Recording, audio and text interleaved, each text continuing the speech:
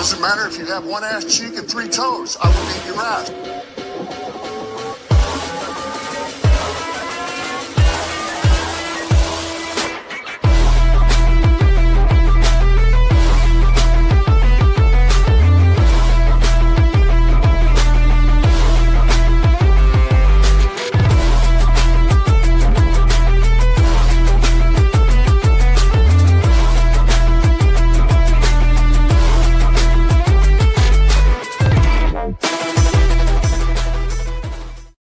Today's episode is powered by Dre's Daiquiri Shop at Cotton Gin, where Texas flavor meets game day energy. Cool off with our legendary Texas-style daiquiris and load up on the best football food in town. From crispy, mouth-watering wings to your favorite game day bites, Dre's is your ultimate pregame, halftime, and victory spot. Don't just watch the game. Taste the win at Dre's Daiquiri Shop at Cotton Gin. Welcome to the show. This is the One Ass Cheek and 3 Toes. I got my fellas here, Mr. Beastrilla, or BA, Jay, Chris. Good to see you, Chris. It's been a minute.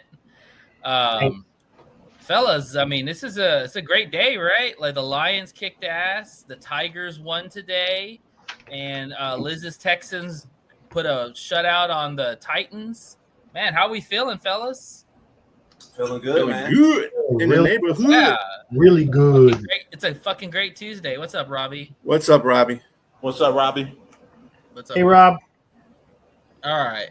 Well, we're going to go ahead and get started, y'all. Let's talk about the Lions whooping 34-10. And just a funny story about the game. So I was watching the first half and we were kicking ass. And I've had some trouble with my locks. And so I take my friend's dog out to go to the bathroom.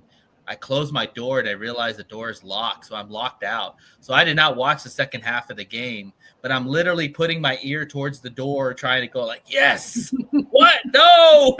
I'm like screaming outside. I'm surprised nobody called the cops on me.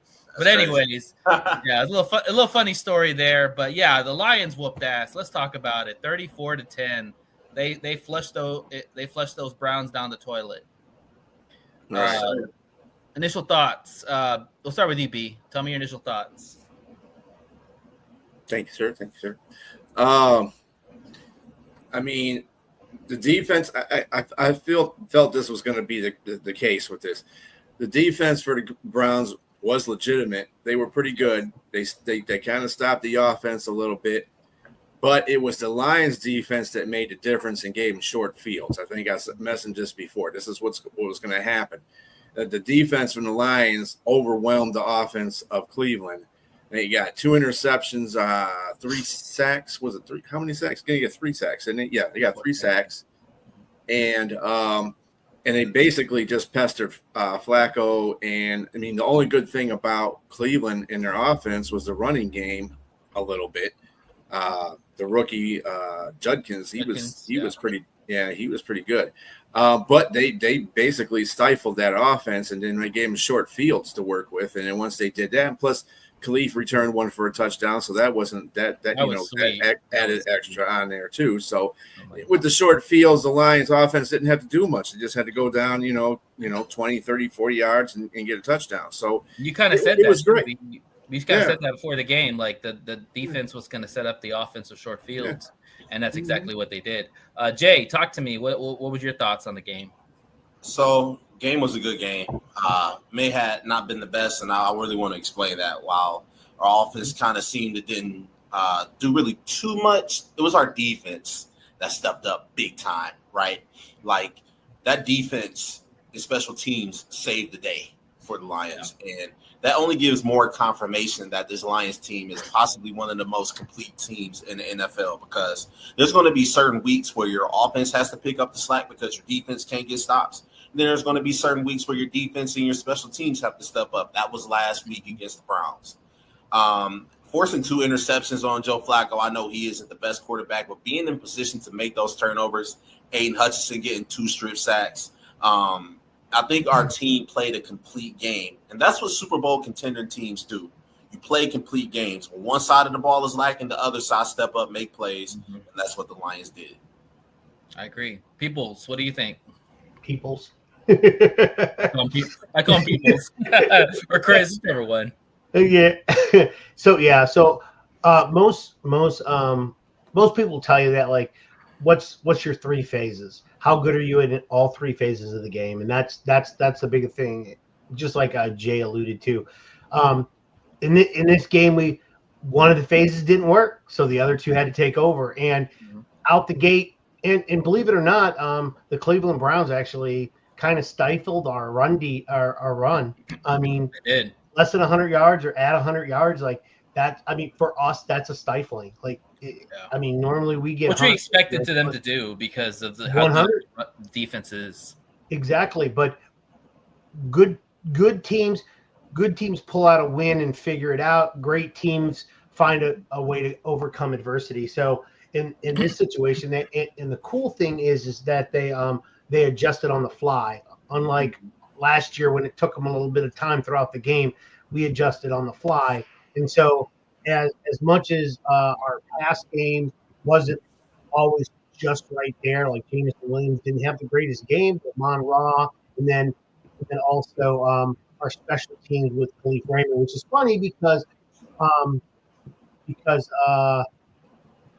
Dan Campbell did say that he would like to see Khalif Raymond get a return. He did say it previous to the game, which is kind of funny that it happened. So Right. at the end of the day, great teams find a way to win and win big. And not all phases work, but two of them did, and that's all that matters. 100%. Yeah, just to kind of highlight what y'all are talking about. Yes, it was a complete win. I mean, Dan said it in his in his post game that he knew the defense and the special teams were going to step up for this game because the offense was going to be stifled, and they were. I mean, Jared Goff had over 168 yards, I think, for the whole game. Jahmyr Gibbs was right around 100. I think they had maybe about 120 for the game, which is lower for the Lions standards. But you know what? The offense stayed patient, and they did not panic. I mean, I think Jared Goff threw one pick. I didn't see the pick. It sounded like it was a forced pass to J-Mo. You know, and him and J-Mo were kind of off for the game. But other than that, I mean, it was a complete win. I mean, and it was a dominant win. Let's talk about that for a sec. Yeah. Like, the spread was for the game was almost 10 points. And I'm thinking, like, anytime the Lions are favored to win by 10, we usually don't cover. Yep. And they won by 24. Yeah. Like, that just shows you the dominance of this team and all the facets. And we look at some of the good teams out there, the Eagles, the Chiefs, you know, the Chargers. They're all winning by short margins. I mean, guys, we're blowing out teams. I love it. And you know what's funny is they had a very low play count too. They were 56 plays to 65 for the Browns. Like 56, and you're still getting that kind of point production. That's pretty good considering they had 65. I mean, we didn't do great third down efficiency. We were 6 for 14, but they were only 3 for 14. So, I mean, at the end of the day, I mean, we both had the same amount of pass yards, just a little bit more rush yards. At the end of the day, we made the best with what we had at that time. Yeah. Absolutely. So let's all cylinders. Yeah, it was a hell of a win. So let's talk about some studs. So I want y'all to give me one stud in the game that impressed you on either side of the ball. We'll start with you, Jay. All right, I know everybody's going to be like, well, obviously, but Aiden Hutchinson, man. I mean, can we give this guy his flowers? Aiden Hutchinson is a warrior, man. I mean, he went out there, had 2 strip sacks. We really didn't hear from Al-Quadin Muhammad much, but Aiden Hutchinson showed his resilience. He showed how he could play and bounce back. I know everybody's seen the play where he went down when he got the wind knocked out of him. The whole place just went silent. I think everybody just lost. Everybody was yeah, but if anyone's seen his interview, he was like, he was on the ground thinking like, hey, I only need 30 more seconds. Just give me 30 seconds. The camera literally panoramic when he broke his leg. The same kind of picture when he broke his leg. I was like, oh my God, please no. And so Aiden Hutchinson, man, that guy, he's a freaking monster, man. And that guy, like, he's going to be special. Is it time to pay him? Is it time to pay him? Has he earned it? Does he give you belief now that he's back fully? That's kind of hard. I'm going to say right now, no. Just give him a couple of more games. Let's see how he plays at the middle of the season, right? Because we're not even kind of a quarter of the way through. Give him like 3 to 4 more games. If he can keep up this production, absolutely, you got to pay that man. No questions. Yeah, he's got like 4.5 sacks, I think, or no, 4 sacks on the season. Aquadine has 4.5. Mm-hmm. So yeah, we're definitely getting sacks for sure. Yeah. B, who is your stud for the game? You know, I'm going to go with Ode Steady, Amon St. Brown. Dude was everywhere he needed to be. That guy is he's just tremendous. Money, man. He's money. That's a man right there. Nobody can cover him when he needs to be covered. Mm-hmm. You know, you ever notice that? You ever notice that on third downs or when that play they need it, he's always That's open. why they call him first down St. Brown, baby. That's all he does. Touchdowns and first downs. Steady very Eddie. good, very good for him. 2 touchdowns, 70 yards, 10 yards of carry, 10 yards of yards of pass. I have a question for you, B. What's his drop rate? I don't think he has a drop rate. I don't think he dropped anything. It's less. It's less than 1. Exactly, and it sure is. It's less than 1%. Yeah. This dude doesn't drop the ball, so because he catches 220 passes every day. Yeah, like your hands are pretty damn good if you catch that many balls every day. And the thing is, as crazy as it may sound, he's not getting targeted 15, 20 times a game. He's still okay with that. Throws to Jamison Williams, Sam Laporta, and Amon-Ra literally catches 7 passes on 7 targets. And he's blocking his ass off too. Yards, you know, so yeah, it's time to start mentioning him as one of the best, if not the best receiver in the NFL. Now you think about that. I definitely agree. It also helps too when he's on your fantasy team and he kicks ass in the last 2 weeks and won you pretty much your fantasy matchup, which I knew he was. He's gold. He's an amazing player. Let me ask you something. At this point of the season, do you think he's the best receiver in the league? Yes. Without being biased. I do. Looking at the other receivers in the league. Honestly, he's reliable. He's durable. He catches, makes big plays in big moments. He gets touchdowns. He can block his ass off. Yes, absolutely. And to build off of what Nate said, not only does he have that, I'm going to combine all of that up and jumbo it into just grit, right? But think about it. You can line him up at any part of the field, X, A, Y, Z, wherever you need Amon-Ra to play, he lines up over the field.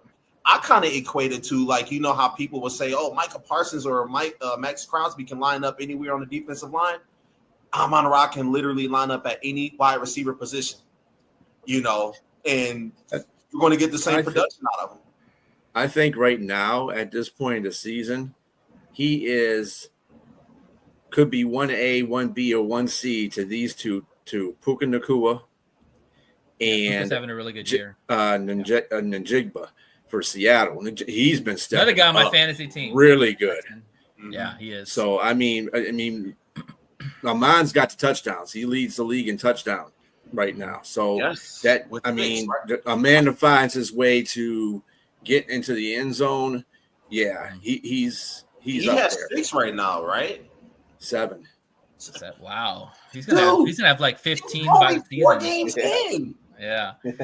I'm sorry, he's got 6, but he's still got the lead. That's still a lot. Closest to him is Unduze. He's on 4 games in. Unduze is another guy you got to give some credit to too. That dude's been on fire. Absolutely, I'll give credit to Odunze. Absolutely, I will not crap on the Chicago Bears at all. Go ahead, Chris. What were you say? I was gonna say some guy did a quarter of the way in stat for all the players, and he's got like Amon-Ra St. Brown for like 1,300 yards and like 26 touchdowns. Like just for he's on fire. Yeah, he's smoking right now. and what's amazing is the synergy between him and Goff. I'll tell you this right now. Him and Goff are the best tandem quarterback and receiver. Absolutely. Nobody comes close to Amon-Ra and Goff because they are literally in sync with each other in every aspect. Like you see those touchdowns, and he's already throwing the ball when Amon-Ra's not even turning his head. Like he already knows where they're going. So Amon-Ra had 12 touchdowns last year. That's over 18 games span. He'll probably break that. He's got half of them this year. And he has already half of that in 4 games. Exactly. That's just insane, man. Another thing too I want to highlight is also The fact is that his attitude and the way he carries himself separates him from everybody else. Yes. Because he is a lunch pail dude that just goes in, does his business, doesn't need a flash. He almost reminds me of Barry. Barry's that same way. He's not high, he's not low. He has fun, he enjoys it. He knows what he's got to do, and he moves on. Yeah. Like, I don't know if you guys noticed, but yesterday when Jake Browning was really crapping the bed in Denver last night, did anybody see Jamar Chase get into it with Zach Taylor? And, you know, they're sitting there talking back and forth to each other. You don't get that out of Amon-Ra St. Brown. You know, if something goes wrong. They're winning. That helps, too. I mean, let's be honest. You know, think about it. A.J. Brown with the Eagles. He's always getting on Twitter or X and with these cryptic tweets, and Nick Sirianni has to come out and defend him. Yeah. You don't get that out of Amon-Ra. You know what else, though? Yeah, well, that's because they're winning, to Nate's point. And Chase is not used to being in that position. Yeah, He's Chase, that was the best surprising receivers for Chase. in the league. Right. Speaking of, you know, in the last 5 years, he's been one of the best receivers, you know, in the league. Yeah, him and Jefferson. And when you're losing, you're not used to that losing, and you got to, you know, him and Browning even had a little. You didn't see there's a little altercation they had switched to, and he was talking to Browning. Browning said something to. Yeah. I mean, you know, he ain't going to be able to do everything. Yeah. Burrow, he's not Burrow. Browning is not Burrow. No, hell no. And already the fans are already calling to get a trade to Cincinnati, get Cousins or something instead of hitting Browning. Good luck with that, but you're not going to get him in time for Detroit. And you know, the best part about that though is that Amon-Ra St. Brown came into the league without a name and on a team that was basically destined to fail. Right?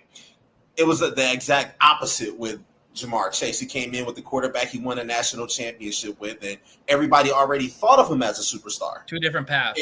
You know, but Amon-Ra didn't come from a losing culture going to USC, playing in California. He came in and was like, you know what? I'm going to just put my head down. I'm going to go to work no matter what quarterback. And that's what he does every day. No matter what team I play that's his mentality. You know, winning or losing, it was always about making himself better. Go ahead, Chris. To be honest, though, when he was drafted, he did not like the fact that he was drafted by the Lions. Oh, for sure. He kept that private.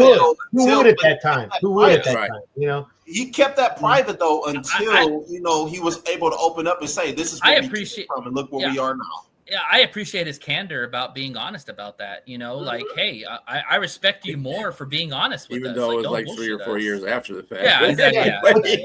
But still, he knew what he was doing. He does right. that. We forgive him, man, because we would be in the same position if we were playing. Come on, absolutely. Like, damn, I got to go to Detroit. Oh man, this sucks. Weren't they 0-16 at some point? Damn it. Yeah. But you know, let's address this comment right here. Phoenix Fire had put out there about the penalties. Let me tell you something about that. The penalties were basically caused by Cleveland's defense. When you're lined up against Myles Garrett, wherever he lines up, you're going to be skittish.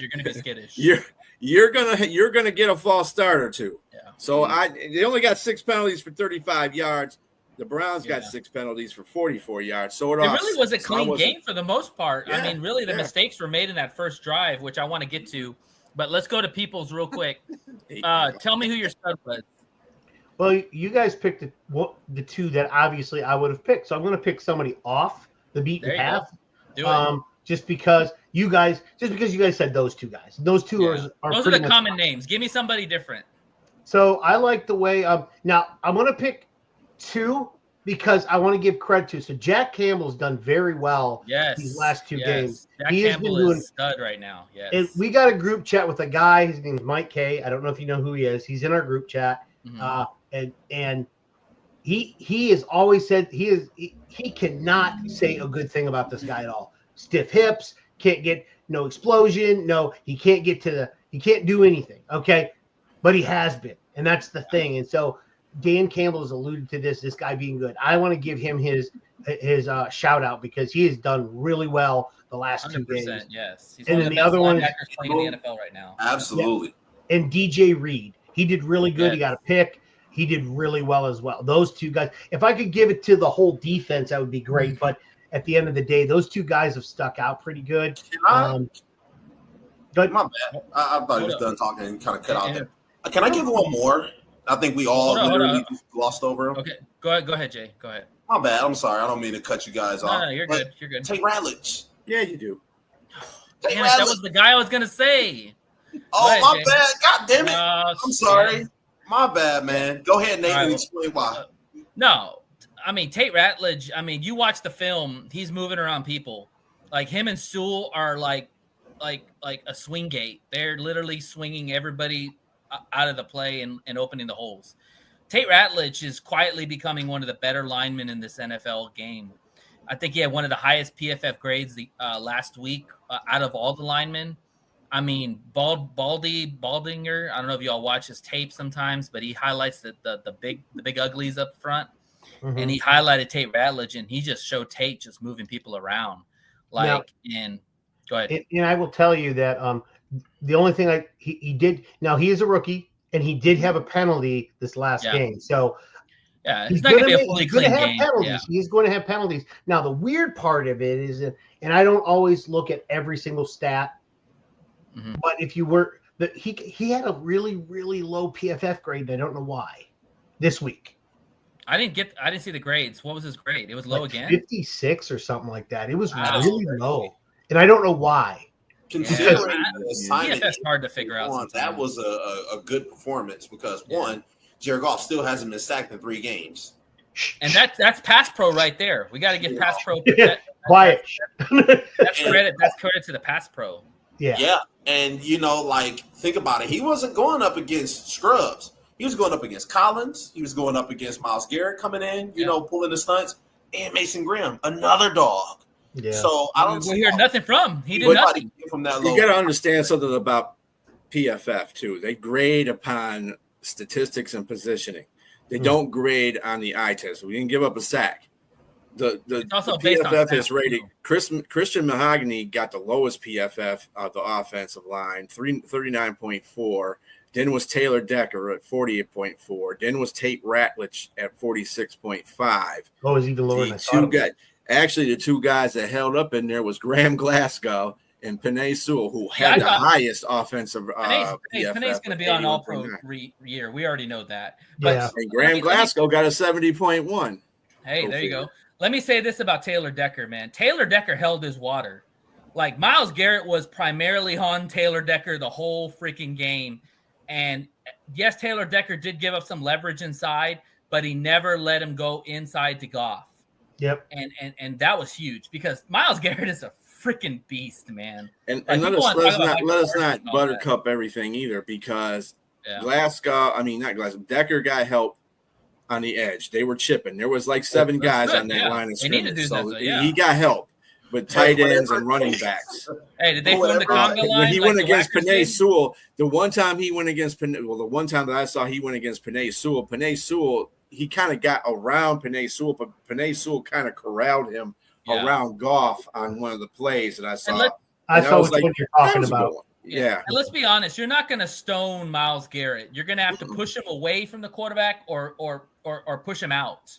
And that's kind of what the tackles did. So they did a phenomenal job in my opinion. They had him going, man. I don't know if you guys seen it at commercial break, but you seen the look on his face. He was exhausted. He was also exhausted too. He had to come out of the game a couple of times. The one thing that's been happening this year, and I made a mention to this after the first and second game of the season, is that Jared Goff has become more nimble. He's not fast. He's moving around in the pocket more than he has ever done, and they're placating away from these defensive linemen that are in these edge rushers. So, there was one, and I think it was that Penei Sewell one, is where he almost got to the ball. But Jared Goff is like, this is too much time. I got to get it downfield, and he did. Yeah. And Jared Goff runs, and he's a little nimble this year for some reason. They're rolling him out a little bit, yeah. Nimble is probably the after effect of awareness. I think his awareness is really high now. And he's got really good footwork. I think that's the reason why he's stepping up in the pocket a lot more, because his awareness is really high. Because and that's what happens when you get rookie guards. Right. When you got rookie guards in there, you got you don't have Frank ragging out at the center anymore. I think I gotta move a little faster up here. Well, there was that one play, if y'all remember, where Myles Garrett, I think, was lined up either inside or on the end, and they had J-Mo wide open for a touchdown, and Myles Garrett did just enough to to mess up that throw, because if he didn't hit that throw, Oh, J-Mo's wide open for a touch. I know which one you're talking about. It was so he came around and he knocked Jared Goff's arm. Yeah. So he messed up the got rotation around. of the throw. Yeah. Right. I think you even said that in the group chat, Nate. I think you even put that in our group chat. Maybe. Yeah. Let me ask y'all this question, because this is the one concern I have with this Lions team going forward. I want to know if it's a big concern, no concern, or don't care. Well, not don't care, but little concern or big concern. We're giving up a touchdown every first drive. Concern, small concern, big concern. Something they'll fix. Okay. Over time. What do you think? Concerned about it. They fixed a whole bunch of stuff since the first game of the season, so I'm pretty certain that's going to continue on through the rest of the games. And here's my question to you: is like I agree with you, B, because in a sense, it's the first scripted plays that they're not been able to adjust to, and then what happens is once Shep sits down with that defense in that second drive, they settle down and he knows what they're doing. And it's pretty much for the last 2 games have shut him down for the most part after that first opening drive. But what do you think Shep has to do to adjust to that? Because I guess it's the scripted plays that he doesn't know what they're throwing at him yet. I think he probably should be more aggressive. That's one thing about those drives that if you notice, he's not aggressive on those first drives. He's kind of playing back. He's probably kind of, playing mostly zone. He's running base defense too, right? Defense. He's running like a base defense just to see what they're going to do. If he was to be more aggressive on that and surprise that team, whoever the opposition would be on the offense, that would probably stave off them getting any first touchdown drives to me. But he's just playing cautious in the first one. Okay, so you think aggressiveness more for him. Okay, what do you think, Chris? So here's the thing. I think we will in some games we're going to stop drives, the first drive from here and there. But I think it's more what you said. I think what it is these are in-game decisions, the stuff that I really, really like. I think if we get lucky and we stop a drive, the opening drive, cool, that's great. But I think there's going to be a lot of them where they're going to go down the field on us, might kick a field goal, might get a touchdown, might get lucky. But that is how he's going to perceive how they're going to play the rest of the game. So if we give up a first, I'm not concerned at all. If you give up a first half time, if we give up 7 points and then we don't give up any more, are you okay with only giving up 7 points every game? The better teams, you don't want to give easy points to better teams. I mean, obviously the Browns are not a world beater. The Ravens have their struggles, So I mean, you definitely want to clean that up a little bit, And I'm sure Shep is going to make that a point of emphasis because he wasn't very happy about the situation last time when he said, we can't keep doing that crap, But that's the thing. If you keep giving them up, I get that. But if the way he figures out how the other team's offenses is by them going down and scoring 1 touchdown, that's great, easy, quick, fine, no biggie. But if I'm going to if my defense starts stifling them as the game goes on, then 7 points means nothing. Yeah, it's not good for the bettors if you're betting the total in the first quarter, right? Because you already know you're down 7 points. If I'm screwing up the bettors, but the Lions get a Super Bowl, sorry bettors. Yeah, at the end of the day. All right. Well, final thoughts on the game. Anybody? It seems like they're going to improve every game. I think right now this team is a team of reckoning. Yes, we're going through that injury period again where we're having some crucial injuries at a bad time. But I really do think that's the reason why they went on the offseason and got Maddox and we're talking about the secondary. You got Maddox and we got Roxton. Yeah. I told you guys that was probably the reason why they did that, so they wouldn't have the same effect that they had last year. TA is a problem. He's got to get his stuff together. He can't always start off the game and get burnt for a touchdown because that's basically where they're going. The first scripted plays are basically going now. If you ever notice those first drives, the teams are throwing, they're throwing right on TA. Right on so TA has to understand where his place is at.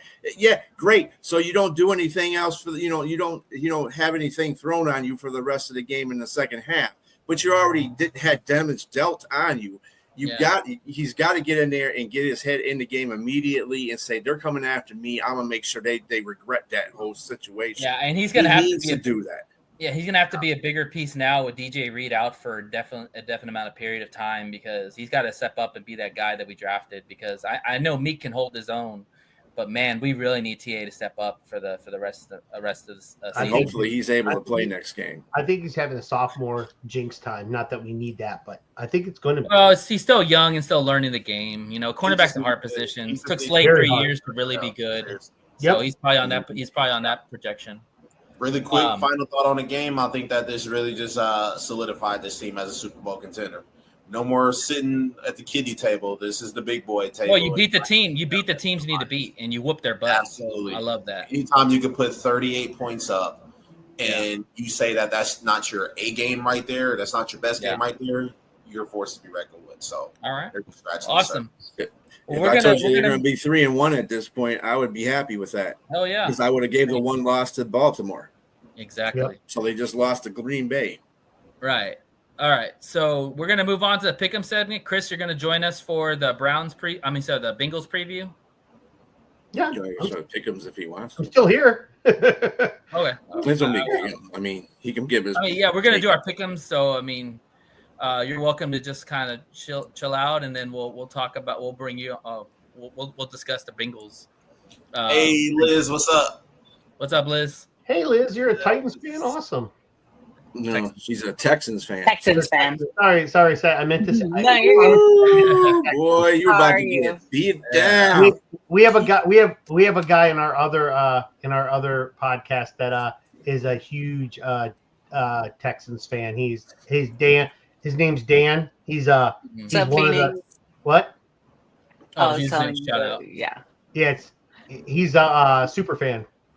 Oh, nice. Yeah. All right. So we're gonna start our Pick'em segment, and I'm gonna put a disclaimer out there. We are going to talk about who we think is gonna win. Also, we are going to be discussing spreads. So just FYI, these are our predictions. This has no penance on what you think. So don't take us as the Bible and think that we are the prognosticators of everything. This is our opinion. So you make your own bets, and if you lose, don't call us. Yes. Don't come at us. We are Don't not call financial me. advisors. Yeah. Never call us. We're just some guys It's and not about gals. that. Yeah, we're just some guys and gals that are making some picks and talking some bets. That's all we're doing. So we're gonna go ahead and just get started. B, you got the sheet there, or do I need to just go down? Yeah, I got it. Okay. So Jay has been outstanding in his picks. I don't know what the hell he's drinking, but Well, let me just say this real quick, B. This season has been weird. Okay, for betting purposes, I think somebody said it best. These first 4 weeks of the NFL have been like preseason. You have to really fill out these teams. Now going forward, I think you kind of know who's good and who's not good. So anyways, it's just I'll been go nuts. that. Period. I think there's It has some been things that have been going on. It's just not normal. Yeah. For what you would bet on or what you would, think exactly. what team would win and blah blah blah. All right. Jay went Any given 11 and Sunday. 4 this week. Jay went 11-4 this week for a total of 32 and 15. He is number 1. Nate and Liz are tied at 27 and 20. Liz did an excellent job this week, 11 and 4. Yeah, And Nate, you went 10 and 5. You did good though. Yeah. I sucked though. I'm in last place. I went 8 and 7 because I was making all kinds of crappy picks. But anyway, I'm last at 26. Get him out of the way, B. but I Get him will out of the way. catch up. Now it starts here because I'll this is week catch up. 5 and going on. I will catch up. Now it's I real will time. catch up. I'll catch y'all slipping. I'm gonna catch y'all. All right. slipping. You ain't gonna catch me slipping, B. All right. Yeah, So that's what they all say. Jay is the one that we are chasing right now. Good job, Jay.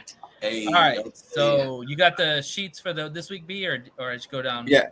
I'm just I use my own little things, but anyway, for the first game is the Thursday night game. We got the San Francisco 49ers, who just lost to Jacksonville, by the way, taking on the LA Rams, who just beat Indianapolis. The Rams are 6.5 point favorite at home. Okay. Mm-hmm. Yeah. That's right. Okay. Who do you got? Go ahead and y'all want me to go first? Yeah, Jay, go first. All right. So I think the Rams take it. I don't think they cover though, because the 6.5 point spread in the NFL is kind of big, So give me the Rams. San Francisco does not have Bosa. Everybody forgot he's injured. So you're taking the Rams and you're taking the points with San Francisco. Absolutely. Okay. Go Rams. B. I'm taking the Rams and the points. Oh wow. Okay. Ooh. Liz. Taking the Rams Points, or are you and taking the points. Points? Okay. What you mean? You're taking the cover. Yes. Okay, Sorry. gotcha. All right. Yeah, I'm with Jay, man. I'm gonna take the 49ers and the points because I think the Rams will win, but it's a division rival, and you know those games are always close. And I think 6.5 is a lot for a division rival game. So, and the Rams struggle with. I mean, yes, the Colts are good, but they should have. I thought they really would have put the Colts, the Colts away. So, I don't know about the Rams. So I'm gonna go with the Niners and the Rams. Yeah, Purdy has a toe in this. I think he's questionable to play.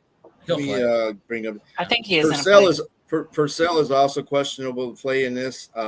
Safety Kitchens for Rams are questionable, and Higbee is questionable. So really, when you Most see of the players are going to play, they're probably going to play. Yeah, exactly. All right. What other game you got, B? We got the Minnesota Vikings versus the Cleveland Browns, who we just dumped. The Vikings got beat in Dublin. They're going to be overseas still in London. Their international series. So it's going to be Minnesota and Cleveland in London. Cleveland is favored by 3.5. Or Minnesota is favored by 3.5. So go from that point there. All right. Jay, what you got? Give me Minnesota. Look, having to go over to Dublin, Ireland. Cover. Well, say first. I'm sorry. Say cover or say they'll cover. They'll cover. I'm going with Minnesota, and I think they cover because they already they won't be suffering from jet lag like Cleveland Browns will. So I'm picking the Minnesota Vikings and to cover. B. Yeah. Carson Wentz did not look good against Pittsburgh, and that's saying a whole bunch. You look like the old Carson Wentz. Then the Browns defense is still good, no matter if they got their behinds handed to them by the Ravens and the Lions. Yeah. I'm gonna go with the Vikings, and I'm gonna go with them to I'm going with the point spread in there too. Yeah, Vikings to cover. Liz, I'm going Vikings, and I'm going cover. Okay. I'm gonna take the Vikings to win because I do think that defense is pretty awesome, and even though I hate the Vikings, they have a really good defense. It's gonna be an ugly game. Both sides are shit, honestly. I'm gonna actually take the points with the Browns. I think it's probably a field goal game. And that's why it's 3.5. So I think that the Vikings win, but they win by a field goal. But the Browns get the points on the Browns. Oh, all right, B, what's next? Robbie. Oh, it's Robbie. I don't know what Robbie said. Go ahead, B. All right, now we got the good old Dallas Cowboys, and they'll be playing the good old New York Jets, who just bombed out on dude. If you can't beat Miami, dude, I don't know what to say. Or AG, man. So Cowboys are favored by 2.5. Who you got? Go ahead, Jay. Give me the Jets. Think the Jets cover. Think the Jets win the game. Aaron Glenn is still looking for that first win. Nah, he's listen. He's trying to get that dub. He's facing a lot of pressure over there in New York. So I think you know what time it is. He got to get that dub. Give me Aaron Glenn and the Jets. It's growing pains, yeah. B. You picking them cover or? Yep, picking them to cover. Picking the Jets cover. B. I am taking the Cowboys. Actually, I'm sorry. The Jets are getting points. So you're taking the Cowboys are favored. So you're taking the points with the Jets. Okay, gotcha. Just want to be sure. Okay. I'm taking the Cowboys. And 2.5. I'm sorry. That's too. Cowboys' offense is great. It's just their defense that gives up too many. That defense for the Jets is ready to wreck some shots. Their offense isn't that great either, though. The Jets' offense. Yeah. I'm going to pick the Cowboys to cover. Okay. And win. Yep. Okay. Liz. I'm going for Cowboys to win and for the cover. Okay. I'm taking the Jets, y'all. I think AG gets his first win. I feel bad for the guy. He looks very distraught on the sidelines. I think he's really going to have a good practice this week. He's going to get into their head and shake some stuff up. And I think being at home, that's going to help out. So I'm going to take the Jets to the points and the Jets to win. All right, next one. Next one is the Denver Broncos versus the Game of the Philadelphia Eaglettes. Game of the week. Oh, this will be a good one. I don't know about the game of the week, but yeah. I think this is going to be the game of the week, but that's It's the game of the week. Yeah. Jay, what do you got? So I'm assuming that Philadelphia is favored at home. They probably Yes. Yeah, 3.5. 3.5. Yep, probably only 3.5. That's kind of a given when you're playing at home when you're so close. Yeah, you get like a half a point or a point and a half. Exactly. So I'm taking the Denver 3. Okay, so 3.5. yeah. So I'm taking the Denver Broncos. This is my upset of the week. I think they give me the Broncos and the points. Feel like Philly has been flying too close to the sun. Yeah, they've been playing towards the margins. I agree. Yeah, so they have to lose one game. You can't win games passing 10 times per game like they do. I think Denver take it to them this week. Give me Denver. All right, B. What do you think? AJ done pissed off. He's pissed off right now. And I think anytime AJ starts getting pissed off, they start feeding him the ball. So they're going to find more conscious ways to get in the ball. I think the Eagles are going to kill the Broncos. Patrick Surtain. Really? Yeah. Surtain is going to be on Brown. That's He's one guy. He's one guy. He can't cover That's four all they guys. need is one guy. They don't throw the ball. They have one of the worst passing offenses in the Like NFL. I said, they're going to throw the ball this week. Anyway. All right. So I'm taking the Eagles and the cover. All right, Liz. I'm taking the Eagles to cover. All Yeah. right. I'm with Jay, man. This defense for the Denver Broncos is sick. Like it is nasty. We got Surtain, you got Benito, you've got a lot of dudes on that defense. Not enough. Oh, it's going to be enough because they're going to pressure the hell out. They're going to pressure the hell out of Jalen Hurts, and they're going to make him throw the ball. You know, the Eagles' offense had -1 yards in the second half. -1 yards. That's insane. Didn't do anything. The defense won that game. That don't matter. You have -1 yards in the game. That's pretty pathetic. That's all. The defense won that game. Doesn't make a difference how many yards you get. This is what kills me about people. They want to push this stuff in your head. Oh, yeah, you got 1 yard, and it's like, did they win the game? Thank you. Exactly. You know, Something make a difference at the end of the day. If they get negative 50 points or negative 50 yards, Well, if they I'm win, they win. gonna throw a stat at you. It was -1 yards in the second half for them, and they also gave it the most points in the second half on defense. Literally, they won that game in the first half. They still They won. just coasted their way to the win. You know I'm something just for saying. that game? Yes, that's okay. But Still won. a new challenge in Yeah. Denver, I don't think that'll work. But that's just me. Okay.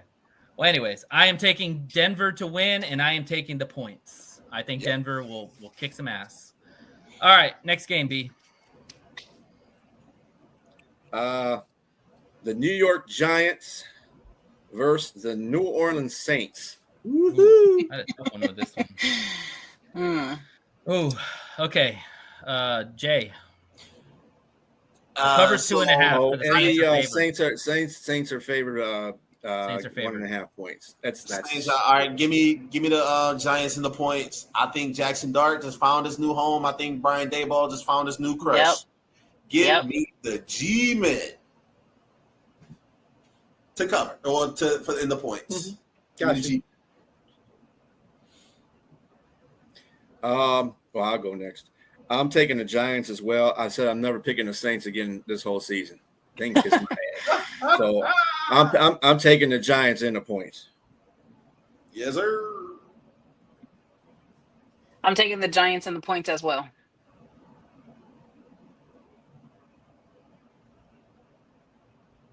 Nate. Nate's Nate's frozen. Frozen in time. No wonder I didn't hear his. No wonder I didn't hear his voice. You. What happened? What? He All don't right. get it, Nate. He looks upset too. He'll come back. He'll come back. He'll come back. Yeah, it's okay. For him. All right, so we keep moving on. Yeah, we'll keep going up. We'll see you. Bear with me. He put on the Indeed. Google Doc that what he picked already, but not about the cover and the points and all that. So All right. all I know is we're gonna have a Next, good week, right, Jay? Yup. the Dolphins are at Carolina. Mm-hmm. I'm sorry. We're going to go to the Raiders. The Raiders are at the Colts. Okay. And the Colts are favored by 6.5. Come on. Colts. I don't think they cover because, like I said, that's a big spread, and Yeah, you know it the is. Raiders are searching for a win as well, so they're going to be desperate. But give me the Colts. I think that the coach Pete Carroll, he's over the hill, under the hill, whatever you want to call it. I just don't think he's fit the coach anymore. That team is a dumpster fire. Give me the Colts, man. Jonathan Taylor might be the most underrated player in the league right now, straight up. Yeah. Yeah. Yeah, I'm going to go with the Colts, and I'm going with them to cover. I don't think it's going to be a 6.5 point game. I think they're going to win by about 14. Ooh. The Bears barely beat them on. by a point, and the Bears aren't as good as the Colts are. Come on, Colts took the Rams to the end of the game, so I'm starting to believe in these Colts. These Colts got a good defense, they got good offense. Coming back home, absolutely. Yeah. They're coming for my AFC South title, so yeah. Yeah. I'm gonna go Colts as well, and I'm gonna go cover. Oh. Okay. Where's Nate at?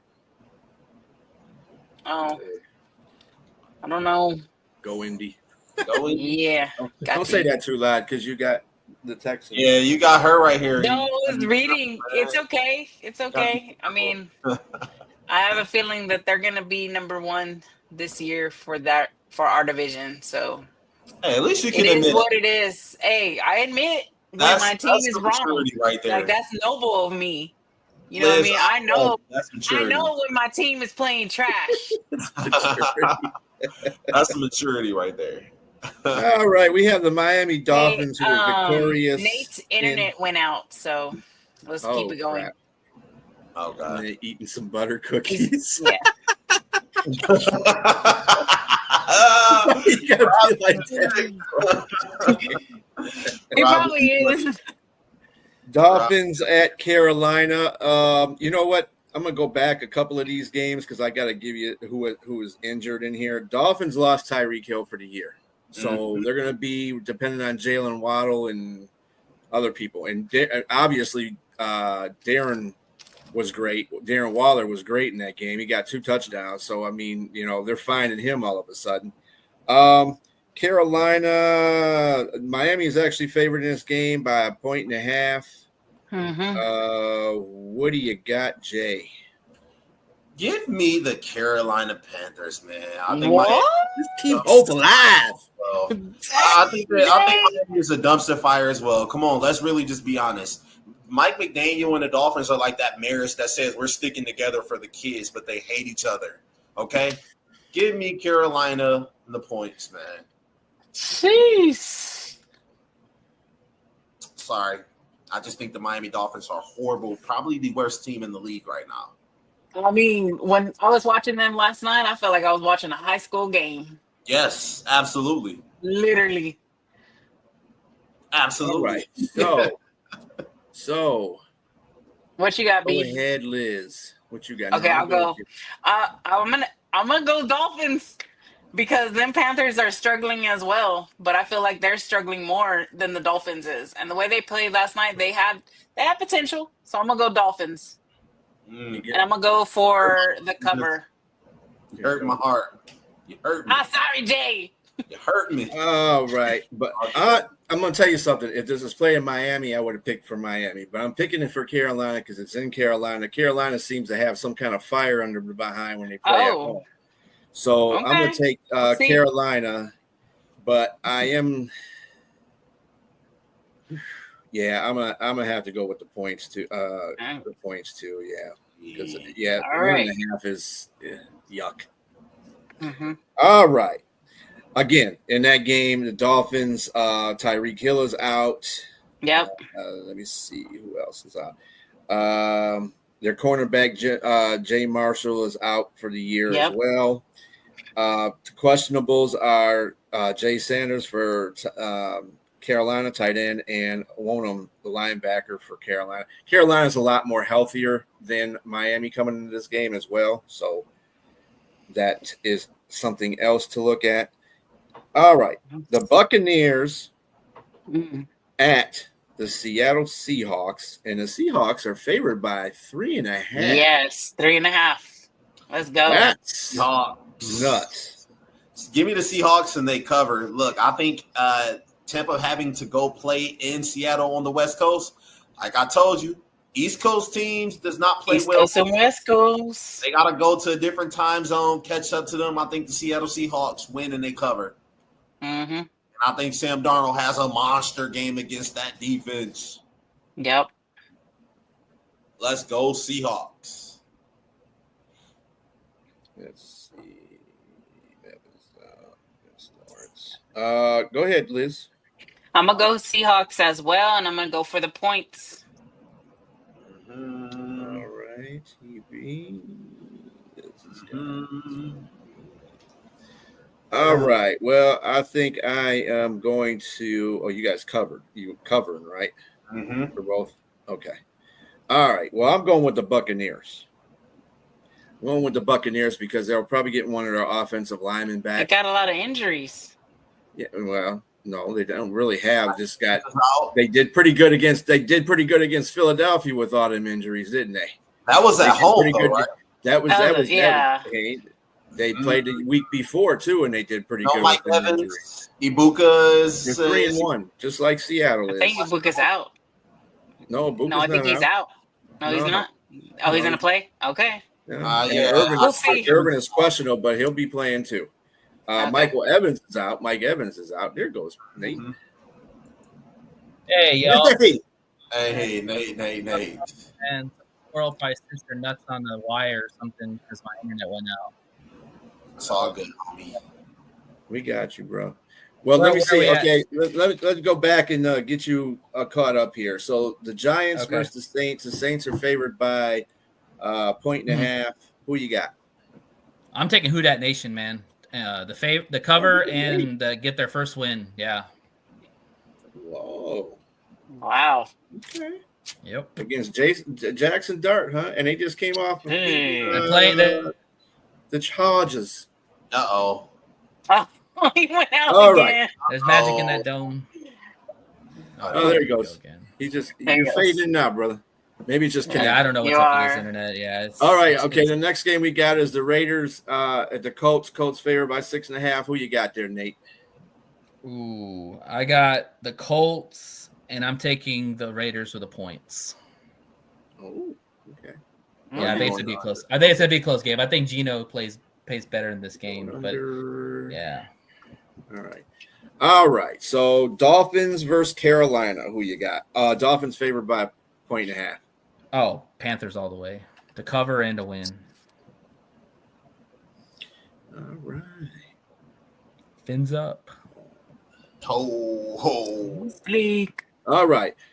Tampa Bay was the last game we did. Tampa Bay at Seattle. Seattle's 3.5 point favorite. Give me the Hawks and the cover. Seattle's playing really good ball right now. Yep.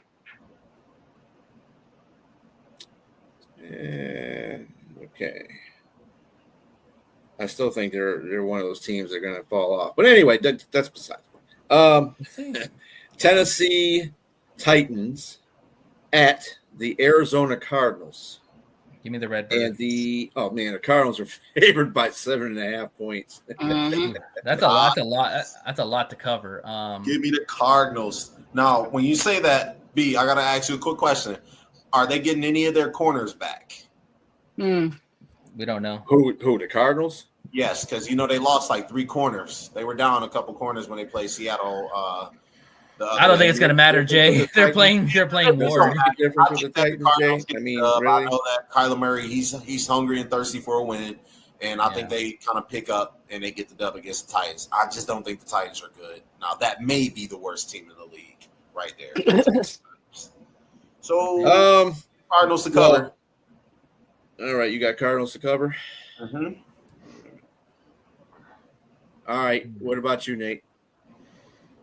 I'm going to take the Cardinals to win, but I'm going to take the points. I think that 6.5 is a lot. And that Cardinals team has not really shown me a lot. And if there's anything that Titans has, the decent defense it's sometimes. So they still got Simmons. So yeah, give me the Cardinals and the points for the Titans.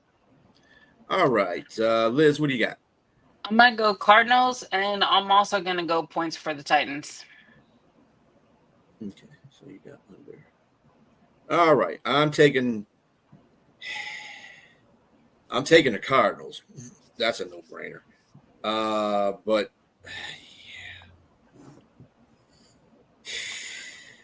I think I'm going to go with you guys with the under on that one because I can't see them. That 7.5 is too much for Cardinals. And Cardinals don't really have the greatest offense in the world either. Yeah, they really didn't show me a lot against the Seahawks. And Kyler Murray is running around like crazy. Did you get some over-unders in that game? Yeah, probably the point spread is for that game 41.5 total points in the game. Under. Oh, so, I'm thinking on mom. Yeah. Well, anything under 7.5. No, he's talking about the total. The total he's talking about. You know, under. Total points in the game. Total points in the game would be 41.5. That's what they have. Yeah, I take the under on that. But I would take the under on that too. Yeah. All right. Where are we at now? Did we catch up? Washington. Yeah, you caught up. Okay. You're caught up. Okay. Cool. The Commandos, the Redskins versus the Chargers. Jay, what do you say? Give me the Chargers. It's in LA too. Yes, it is. First game back going on the West. We don't know. We don't know if Jaden's gonna play. Give me the Chargers. Easy money. Cover. And cover. Because I know they're favorite. It's 3 points. They're favored by 2. Yeah. Okay. 3 or 2.5. 2.5. 2.5. Yeah. It dropped a little bit, so yeah, it's 2.5. And they cover. Maybe Jaden is coming back. B, what do you got? Okay. So Jay, you got what? You got the Chargers. Cover. You got them covering, or are you taking the under? Cover. Okay. Taking the cover. Me, I'm taking the Commanders. Chargers have 2 offensive linemen, both the left and the right tackle. Upset special for B right there. That's exactly why the Giants whooped their behind in the first place. You're going to take Mariota against that defense? If he's playing, it could be on the West Coast. Come on, man. Oh, how many teams from the East this year? I don't think they're going to put Jaden Daniels out there against that There's Chargers defense. well, first of all, there's no fandom in LA. That is true. All right. So half the crowd will be in maroon jerseys, and the other half will be in baby blue jerseys. I think they sit out Jaden Daniels because they don't want him to go against that defense. That defense is pretty nasty for the Chargers. Mm-hmm. The Giants didn't have no problems with it. I don't think the Commanders will. Mm-hmm. So I'm taking the Commanders, and I'm going to take the. I'm gonna take the over. Well, you're taking the points, so you're taking the command. You might as well take I'm gonna take the Commanders. I'm taking the points. Yeah, that make no sense. Liz, give me the Chargers. To cover? Yes. All right, I'm gonna take the Chargers to cover it. It might get ugly for the Commanders. Gonna get really ugly. Mm-hmm. And Liz cover. Let's see what we got. I was looking at the McLaren and Daniels are questionable. Remember, Harris is out with Achilles. Disley is questionable. And, of course, they got the Joe Alt is out for the year. But who you taking at quarterback, Herbert or Daniels? Herbert. Daniels. Herbert looked like trash against the Giants. Well, that means he's going to bounce back at home, right? Yeah, he is. That doesn't mean. Hello, no. Are we missing that they still got Amari and Hampton? Exactly.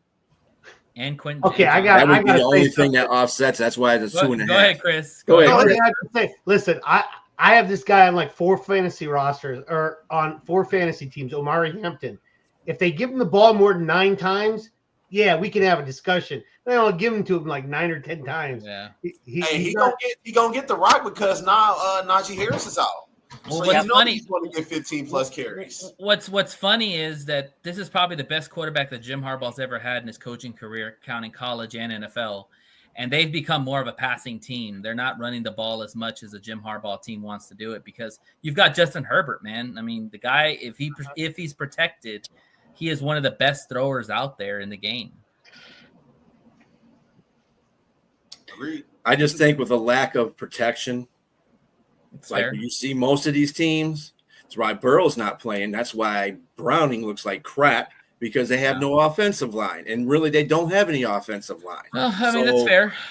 Running the ball might be one thing, but they better do a lot of it to protect Herbert because I'm telling you right now, they look terrible after they lost Joe Alt. I mean, terrible. But to be fair, they went against one of the better D lines in the NFL. Like, let's be honest. I mean, the Giants D line with Carter, Sexy Dexy, Burns. They're gonna make any defense look good if you have a bad offensive line. I'm just telling you that. No, I get you. Next game is Patriots at the Bills. The Bills are getting 7.5. I don't even know how. I don't even know how that's getting. I don't even know how they got down to 7.5 without Tyreek Hill because there's no way in hell. Hell no. What do you got, Jay? Tyreek, you say Tyreek Hill? Yeah, Tyreek. Oh, the Patriots. Where are they playing? No, Right, Patriots. Yeah. Where are they playing? That's in New England, or is it in No, it's in Buffalo? Buffalo. It's in Buffalo. Is it a primetime game? Yep, it's on Sunday Night Football. It's Sunday Night Football. Give me the Buffalo Bills, man. Josh Allen is damn near undefeated in primetime games. Exactly. Like all the seasons. So give me the Buffalo Bills. I think they cover because I know they're laying at least 3.5. So give me the Buffalo Bills to cover. Damn, that's a lot of points. B. I'm going with the Bills as well, and to cover, they might even get more than 7.5. That's possible. Mm-hmm. Liz. Bills and cover. I'm going to be the lone wolf here. I'm going to take the Bills to win, but I think the Patriots might make this interesting. I really want to see Drake May play. I haven't seen him play. And if Buffalo has any weakness, it's that secondary. And I think Drake May could torch that secondary. So give me the Bills, but the Patriots for the points. Not so fast, my friend. Bills are not bad against the pass. They're horrible against the run. And their pass looks suspect at times. Yeah. No, they're dog. If you looked at the first two games that Buffalo played, and you know why Miami kept that game close? Because they were running a crap out of Shane. Yeah, and Shane was killing them. And the same thing with the first game. I know it was Henry running, but still, he got a lot of yards from them. So This is going to be a James Cook type of game. I think he's going to have like 110 yards. He's going to have 2 rushing touchdowns. I think this could be a shootout. This could definitely be a shootout. The total's 50, guys. What does that tell you right there? Taking over. Yeah, for sure. That tells you shootout right there. So yeah, I think Drake May's gonna. I think Jake May and Josh Allen are gonna duel it out. It doesn't mean it's going to be a shootout. It just means that one team's going to score more than the other. I think it's going to be. I don't know, man. I think people are sleeping on the Patriots, man. Like Vrabel is gonna have that team ready, but we'll see. Yeah. He did good against the Panthers, but it was the Panthers. But anyway, let's see. The next game would be the Monday night game before we get into the Houston-Detroit game. We got the Kansas City Chiefs versus the Jacksonville Jags. Give me the Kansas City. And the Chiefs are favored by 3.5. Give me the 3.5. That's it. Yep. Yeah. Give me the Chiefs. They're good. Yeah. I think that they're getting healthy. With Worthy coming back, I think they're going to kind of pick up a little steam. I don't see Jacksonville going into Arrowhead and beating the Chiefs, man. That is a tall task for anybody. No, they're in Jacksonville. They're in Jacksonville, dude. Are they in Jacksonville? Still give me the Chiefs. It's Duval. And if you're favored on the road, I think the Chiefs, that says a lot. The Chiefs can go into Jacksonville and Duval and still win. Patrick Mahomes, man. It won't be pretty, but they'll still win. You rarely ever see the Chiefs as a dog. They can be like a 27-20 type game. All right, B, what you say? You got them to cover, right, Jay? Yes, sir. Okay, I am also picking the Chiefs to cover. A 3.5 is low. Sorry, that's too low. Too low? Ain't a lot. That's too low. 3.5? I think that's disrespecting. Jacksonville ain't crap, dude. Okay, they play a good team. They're gonna get busted out. They played. Who they played last time? They got beat. They went into 49ers and beat the crap out of them. 49ers. Yeah. 49ers are fool's gold anyway. I like Chris, that. 49ers. Yeah, Chris. Yeah. Hey, buddy. I know you got to hop on to the show. Hey, appreciate you coming on, boss. Yes, sir, man. Appreciate you're welcome. Yeah, you're welcome anytime. Yep. Bye, Chris. It was nice to meet you. You're on mute. Probably Yeah, on we can mute, hear you, brother. boss. There you Thanks, go. guys. Sorry about that. I've done that once or twice. You're good. Nice to meet you, Liz. I'm actually might be moving to Houston, Texas, so you never know. What? I might.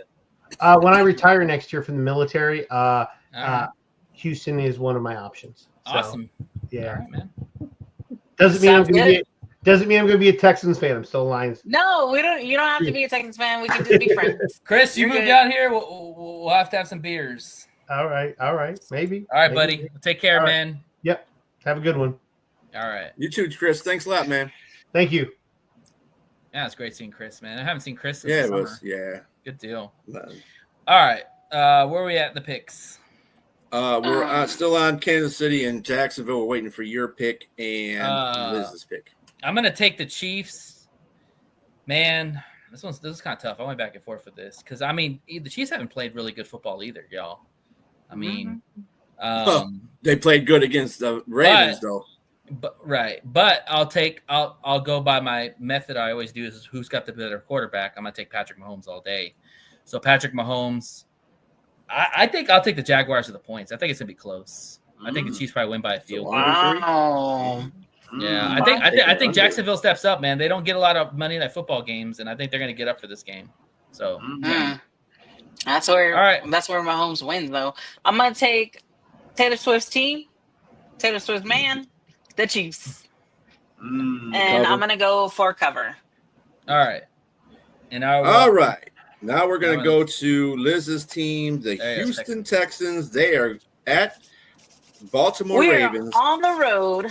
Lamar and they're Jackson favored. probably will not play. and they're favored out. by 1.5. He's out. Yeah, Okay. Lamar Wow. is out. I'm taking Texans. Let's go. You sure Okay. they're out? Yep. Nobody made a Yeah, definite Lamar decision is on that out. yet. Cover. Who said that? I ain't see nothing that says he's out. He's more likely not going to play. Yeah, He's Is he out? Because that actually says a lot. Oh, it does say doubtful right here. If the Okay, favor, Bear if Smith. the cover is 1.5 and they're favored the Texans, that tells you right there. Yeah, I think the Texans get it done. I think they can win a tight game. You know, no matter BK, no Lamar Jackson, a couple of their defensive players are out. Man, give me the Houston Texans. I don't think it can get any worse from Baltimore. So Let's Cover? go. Cover, you're taking the points. yeah, I'm taking them to cover. All They're right, favored, D? so they're covered. I got who is their backup quarterback? Oh my God. Still it's Henry's Rush. still playing. It's Rush. Cooper Rush. It's Cooper You know Rush. what?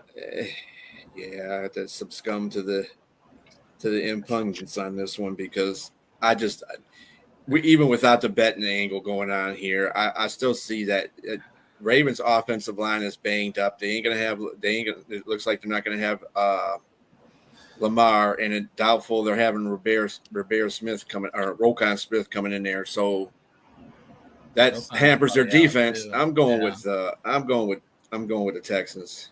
Let's go. I'm picking them to cover too. Yeah. All right. Well, this is probably where we're gonna lose. We're gonna lose a pick. Yeah. I'm taking the Ravens at home. I know Cooper Rush is playing, but you still got 22 back there, and the Texans' defenses look suspect at times. And let's be honest, the Ravens Tank is need to wake up. back. Hold up, he's not going to play this week. Let's be honest, the Ravens need a wake-up call. I mean, that defense has been ass. Like literally, the Lions shredded them, the Chiefs shredded them. I think they come home, show some pride, and if you get pressure on Stroud, it's good night for the Texans. And I think they still got guys that can still get pressure inside. Birds, Robbie. Wow, how disrespectful. So yeah, give me the AFC North 8. Yeah, give me the Ravens to win and the points. And honestly, I would take the points regardless because, like, I don't think the Texans will cover. I think that if they win, it's going to be very close. But I would take the Ravens at home. But yeah, Liz, I know I got you to cover Yep. for Texas. Mhm. all right. It So was She said she wasn't gonna never pick against them, so there you go. Never. All right. All right, now we have the Finally. Mighty Lions versus the Leonos. Cincinnati Bungles. Ugh, hate that team. Jay, what you got? Hate should not be part of Give this conversation. It's The 10 Detroit- points right now. Give me 10 the points or 9? Detroit 10 and a Lions. half. 10.5. Oh wow. 10.5. The Detroit Lions. I do not think they cover. 'Cause, Yeah. um, That's a lot. That's a lot of points. it's a lot of points. This isn't college, so. I And think if the it was Lions- at home, it probably would cover. but I do not think they cover. Yeah. B. What's the over under? Let me see. It is 49.5. Give me the over. 4.5. Because if we don't have DJ Reed and if Terry Arnold is not going to suit up, then that means Maddox and Yasin are going to have to guard 1 and 2, Higgins and Ooh. Chase. So that Well, could be a me too. disadvantage. Amir, too. you forgot Amir. Yeah. Me. Or, Yeah, that could be a disadvantage. And Gasicki. So we'll Amik. see. Sorry, Amik. Meek. Amik can cover people. Yeah. I have better faith. I have better faith with what we got as a secondary plan than what I got as a like Nate said. I think said in chat that they could bring Brian Branch down. Branch and play him in the nickel. Yeah. and then put exactly. and put Roxon Maddox back at there, the safety position. Yeah, Mhm. they could do Maddox. that and put Yeah, Maddox on. they have there. options. And just Mhm. real quick, breaking news: they signed Trey Flowers from the Seattle to the practice squad. He played on Seattle for a minute. So yeah, Who's he's that? on a practice squad. Trey Who Flowers. Trey On Flowers. ours? Yes, He he's on a sucks. practice squad now. He sucks. He sucks. Yeah. He sucks. Yeah. Don't get it's a Yeah, body. Everybody that the Lions sign ain't good. Okay, they're just backup. He sucks. Yeah. He's a backup, but he sucks. Well, I we need hope I don't somebody. see him. We need somebody out there. He'll probably I play. hope I don't. I hope I don't have to see him in the game. They're gonna Yeah. elevate him. Right He there. probably So, will. I am going to take the Lions, and I'm going to go to the over. Because look at that. Nobody thought that they were going to be 14 point, or they were going to beat. Well, they should have beat them by 14 points, but they beat them by 8. They beat the crap out of Ravens, and then they came back home and beat the crap out of the Cleveland, and then they came at home and beat the crap out of Chicago. I don't see why you think they're not going to beat the crap out of Cincinnati. I don't care if they got Chase on the other side. They still got Browning as quarterback. A, they still got a weak offensive line. B, and their defense ain't good. C, bye. That tells me that's like. So you're taking the 14, Lions to 21 cover. You're taking the Lions to cover. You're taking the Lions by I'm taking over. All right, Liz. Tell them to humiliate their ass. Okay, so I'm gonna piggyback off B. I'm gonna go for the same thing because y'all guys are talking all over Reddit. So I'm taking the Lions because y'all got a strong roster, and I'm gonna do the cover. All right. Let's go Lions. I'm taking the Lions, of course. I don't think that Cincinnati's O-line is going to be able to keep up with our pass rushers. Both have over 4 sacks. Shep's going to bring hell to Browning. But I think 10.5 is way too much on the road. I think Cincinnati's got some pride, and they show up in this game for a little bit. Grace. Yeah, they'll show up. Them MFers don't have no damn pride right now. They got beat 28-3. Let me finish. Come on. Exactly. They got their ass beat, and usually when teams get their ass beat, they show up the next game. So what I'm saying, that's not true either. Look at Miami. How many times they show up? Well, Once. they showed up and beat. They won the last game, and they got their ass beat before that. But they lost 3 before that, though. That's what I'm trying to say. So obviously, showing up is not going to help you out. Good teams that get their ass beat show up the next time. Anyways, well, Cincinnati's not a good team. Anyways, no matter. What I'm trying to say is that I think that the Lions play it close with them for a little bit, and then they wake up and beat them. But I still think 10.5's a lot. So I'm going to take the points with Cincinnati, and I'll take the Lions to win. All right. Okay. All right. Any given Sunday. Yep. So that wraps up the pick'ems. So we'll see who's on top. Right now, Jay is on top, but we're all trying to chase him. So, Liz, thank you. We'll see you for your segment. And of course. See y'all guys. We're gonna talk some bungles. Yep. All right, guys. let's dissect this game a little bit. We know that the Bengals are bad. We know that already. We know that their line is bad. They still got 2 stud receivers. Brown's still back there. They got Gesicki, like you mentioned. Defensively, they still got Trey. What do we have to do? What's the key going into this game? I think that the Lions just got to make Jake Browning uncomfortable. As long as they can make Jake Browning uncomfortable, that team will do absolutely nothing.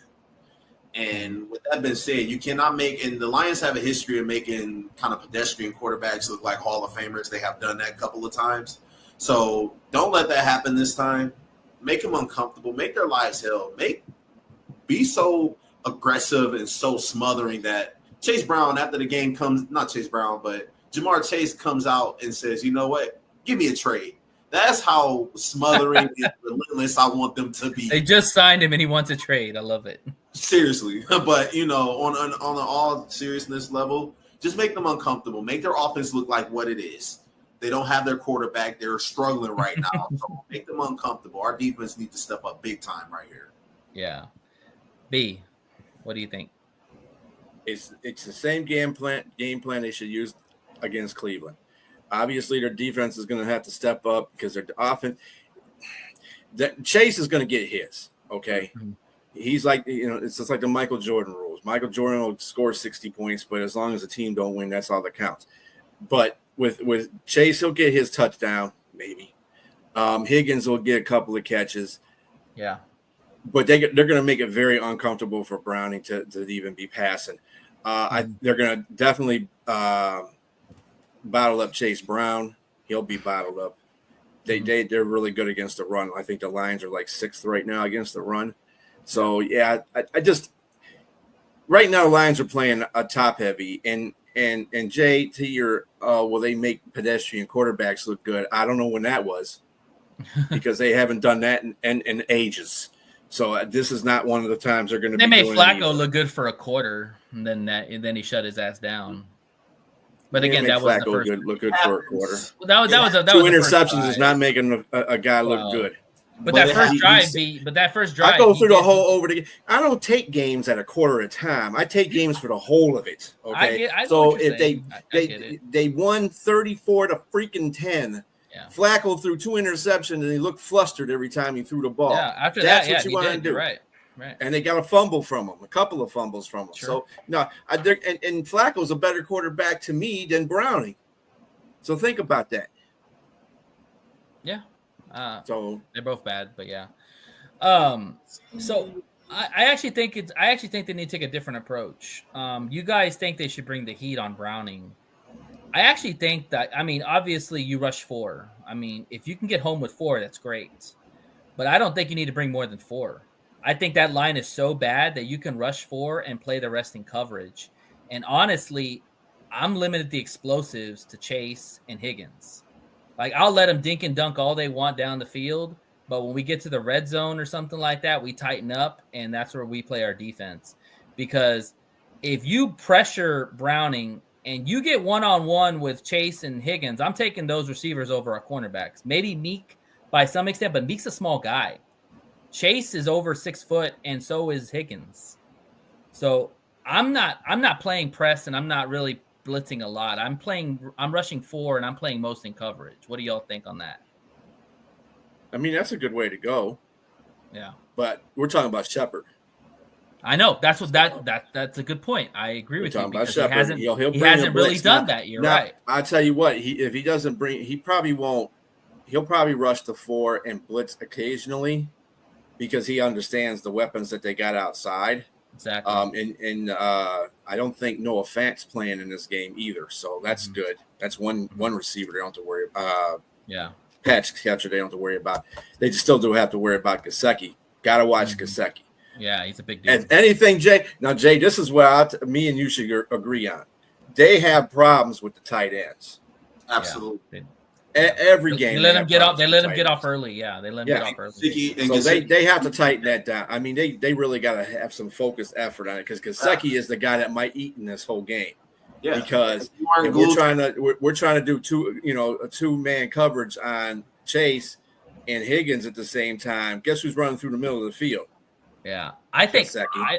I think also too that's where Jack Campbell comes into play. Like Jack Campbell, I think he can match up with Gesicki. The thing is that when the tight ends are leaking out, it's kind of like it's hard because you've got guys that are playing man to man on your receivers. And if you look at football, tight ends are where people get a lot of their points because it's very hard to cover tight ends. Most people don't have linebackers that can cover foot speed or size of a big ass tight end, So, but the thing is, if you watch the games, they let them get off early, but then you don't hear from them. And I think that's Shep adjusting to the offense, or he's actually bringing the heat, like you said, B, and they're having to keep men inside to protect the quarterback. One thing also too I want to bring up is Browning can run the ball. Like he's not a statue. He's not Joe Flacco. He can move a little bit. He's kind of like a Baker Mayfield. He kind of like has a little Baker twitch to him when he can run, when he gets an open space. Are y'all favoring more zone or man to man? I know Shep loves man to man, but are you playing more zone in this game? If we're rushing forward, I'm taking a man to man. You understand? And if you think that our defensive line is good enough to win their one-on-ones, I'll take the man. Well, they need to win their one-on-ones if you're playing man-to-man with Chase and Higgins and Gesicki. So I will favor more of man-to-man because if we're expecting Aiden Hutchinson to step up, or not step up, like play his game, all right? If Al-Quadin Muhammad plays his game, we expect him to get in the backfield in like 2 seconds. Mm-hmm. So if he can get there, make him uncomfortable and rush, I will favor more of the man-to-man. Don't give him over 3 seconds to pass the ball. Because if that happens, then that's when you're going to get picked apart. Yeah, we can't have our cornerbacks be out there in the island that long. Hell no. I like that, Jay. I like that, Nate. I like the whole defensive thing that you said in the first place. But Nate, it goes against Shep's mentality, which kind of worries me because Shep is kind of like AG. He kind of sticks to his guns on his things. Like I think what Shep will do, and I've seen Shep change a couple of times during the course of his He added defense. the spy. Yeah. But the thing that I want to say about that whole situation is Shep is going to probably blitz in this situation. He's not going to blitz as much as they've been blitzing, but he's going to probably blitz enough and catch them on non-blitzing downs and catching on non-passing downs and blitz. And either they're going to run the ball and run right into the blitz, or they're going to try to pass out of that, the non-running, the non-passing sort of situations and try to pass out of them and get caught with the blitz. I think Shep's going to try to surprise them with that. But between you and Jay, I think that would be great. I think that the 4-man rushes would be good, and then the man coverage would be good too, because then they can double Chase and Higgins at times and still not really worry about, especially if they play nickel man. They play nickel man, that would be great. Yeah. So, also too, let's talk about the defensive side for them. Outside of Trey, are you concerned with anybody really in the defense? Hell no. I'm not even concerned about Trey. Let him get his little sack. Like that guy. We haven't gave up a sack, B. We don't want to give up any sacks. Nope. That's true. If we didn't get one against Garrett, the hell we should be giving up one against Hendrickson. I agree. I agree with you on that. How do we attack the defense for Cincinnati? I think running the ball was sufficient because I think Denver did a pretty good job of running. Not Denver. Yeah, was it Denver? Yeah, Denver did a pretty good job running. And let me tell you something. Bo Nix looked like a damn Hall of Famer against their defense. Bo Nix is pretty good, but I give Bo Nix is good, but he hasn't been playing that great this season. Yeah. But he looked like a Hall of Famer in that game, and I think that Goff, being a seasoned veteran that he is and knowing defenses, he'll be able to tear that defense apart pretty quick. I think they're going to run at first, and then once they start seeing more openings, because their secondary is just bad. Yeah, I hate to say that too because there's 2 Michigan players that play at secondary. Yeah, right. So. Was Daxton Hill and who's the other guy? Turner. Yeah. Jay, what do you think? I think you got to attack their corners, attack their secondary, because I don't think they have a strong secondary at all. I'm just really going to be honest with you. I mean, you got Amon-Ra, who's on that defense as fast as Jamison Williams that can keep up with him. Still got Sam Laporta. Guess who else is going to make an impact? Isaac Kids. Tesla. He hadn't Oh, caught yeah. a pass in Yeah. 2 games now. This could be a Tesla game. You're right. I think I Tesla's see going to that. go out there and he's going to make a catch. He might even get a touchdown. So Mhm. attack that secondary as much as you can. Yeah, I agree with you. I think that this screams to me JMO, big play JMO game, because when you watch that Browns game, like there were shots there for Jared to hit JMO, and if it wasn't for 95, he would have made those shots. You don't think that Johnny Morton's going to take shots against that weak ass secondary of the Cincinnati Bengals with JMO? And everybody's like, oh, what's going on with JMO and Goff? And Goff's like, dude, JMO's fine. Like, let's not make a big deal out of it. They're going to make an effort to get JMO the ball. Sure And is. they should. And they should, because you know what? One thing I love about JMO is it doesn't matter if he's not getting the ball. His ass is out there blocking every big run. Every big run, they show JMO out there. He's like a leading fullback, man. I have never seen a receiver that's such a willing blocker and doesn't say shit about not getting the ball. He just wants to win. He loves ball. Yeah, I think it's going to be even distribution of the ball against Cincinnati. I think Porter eats. I think JMO eats. Yeah. I don't think Tesla's going to get a touchdown, but I think he's going to be a part of that situation too. He's going to get a couple catches. Right. Khalif Raymond's going to get, he's going to get his touches. This could be also a trick play type of game too, because maybe Can't wait for JMO both 2.0. JMO 2.0 comes out and has a little something in his bag. Yeah, we'll be falling on the we'll be falling on a run just to be running timeout to go out. I think we're going to be throwing bombs because Goff is like, you know what? So you got Chase and you got Higgins, but guess what we got? We got Brown and we got Jameson. So I think I want to throw bombs today.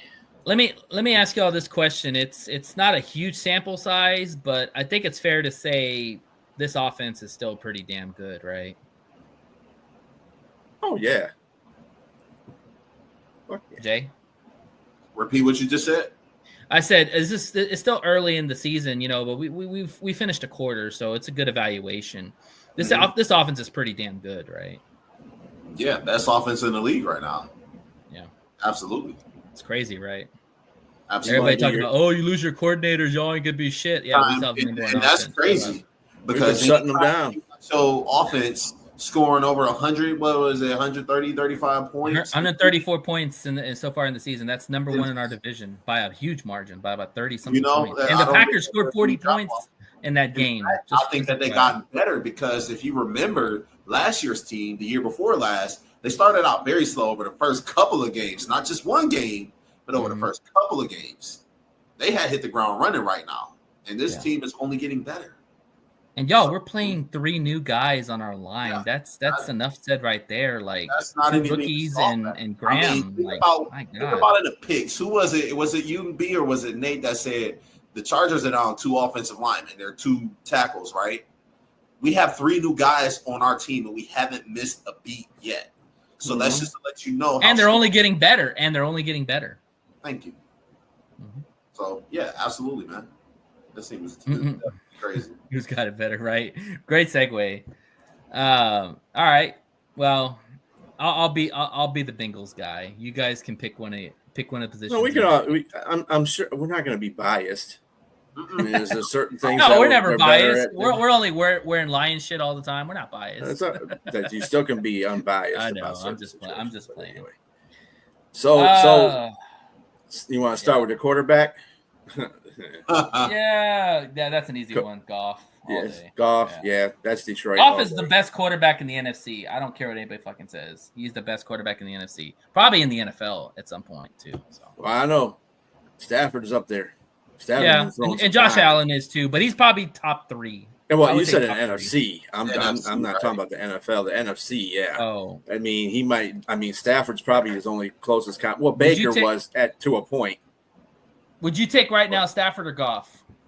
Goff. I'd take Goff because of his offense. Yeah, I'll take Goff. But think about it, man. Look at Goff. He's completed over 70% of his passes. Yeah, That's like really good. Even with he's being surgical, man. He's surgical, and he's taking care of the ball. Thank God. He don't need to be a gunslinger. He don't need to chuck it 80 yards down. That's not his game, bro. That's not his game. Just get the ball to your receivers. Don't make any dumb throws. There you go. He's playing within the offense. That's what he's doing. All right, but anyway. let's go to the running backs. I think that's a wash. I mean, Lions. We know that. We know the answer. Yeah, Lions. Chase Brown is a good running back, though, but he's not. He's not nothing comparable. He's not Sonic in the Lions. Yeah, and I think Demo's gonna have a better game because he really didn't have a good game, and it wasn't a Demo game. It was more of a Gibbs game because of the speed. So I think Demo's gonna have a bigger game this one coming around. Receivers, I'm taking the Bengals. I mean, Jamar Chase and T. Higgins. That's a push. I'm putting a push. Okay. Yeah. The only reason why I say that is because right now T. Higgins is better than J-Mo right now. I think y'all can agree on that. Well, not this year. But I'm counting this year. What's T. Higgins' numbers this year? I know Chase is tearing it up. Well, he had a horrible game. No, he's not. The last game he ain't. He had one good game. Chase has only had one good game. Well, he had like 23 yards yesterday. I know that. They were talking about that. Let's see. St. Brown is 7th in yards. God damn. Jamar Chase is 20th in yards. Still ahead of whatchamacallit though. Still ahead of Williams, but 20th, dude. Well, fucking Burrow's gone, man. Burrow and Chase are like peanut butter and jelly for sure. Yeah, exactly. Yeah. All right. So I'll agree with you, B. I'll take a push on that. Tight ends, Laporta. Even though Laporta's not put a lot of big numbers, he's been impactful more than Gesicki has, in my opinion. He gets you a lot of first downs, and he's a hell of a blocker. Nobody talks about his blocking either. Yep. O-line, that's a Lions. We know that already. Yep. D-line, Lions? Lions. Yep. Dude, shout out to fucking Williams, man. I love this guy, man. He is blowing shit up, man. Just like I saw in Ohio State, man. Another gym for Brad Holmes, man. Another flower in his cap. Just nasty. Yeah. And Aleem is on the way too. So imagine that rotation of Reader, Williams, Mack, and if Wingo ever gets healthy, man, let's go. All right. Linebackers. Lions, right? Give me the Lions. Secondary. Yeah. I mean, there's really nothing that the only thing that we can do a push on is the receiver. So that tells you a whole bunch about Cincinnati right there. We should whoop their ass, right? Yeah. So on that note, let's go to predictions. Well, we gave our predictions already, but let's give me your bold takes or give me your scores. So we'll start with you, B. Give me your score and give me your bold take. I got the Lions 41 and the Browns 17. Okay.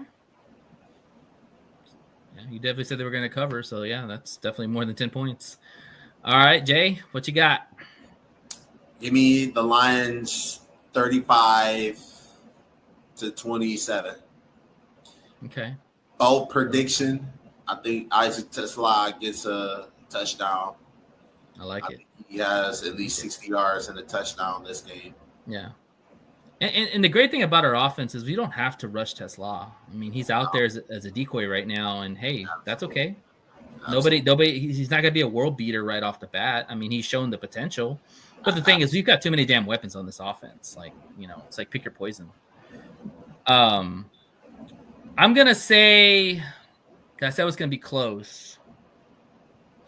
I'm going to say 30.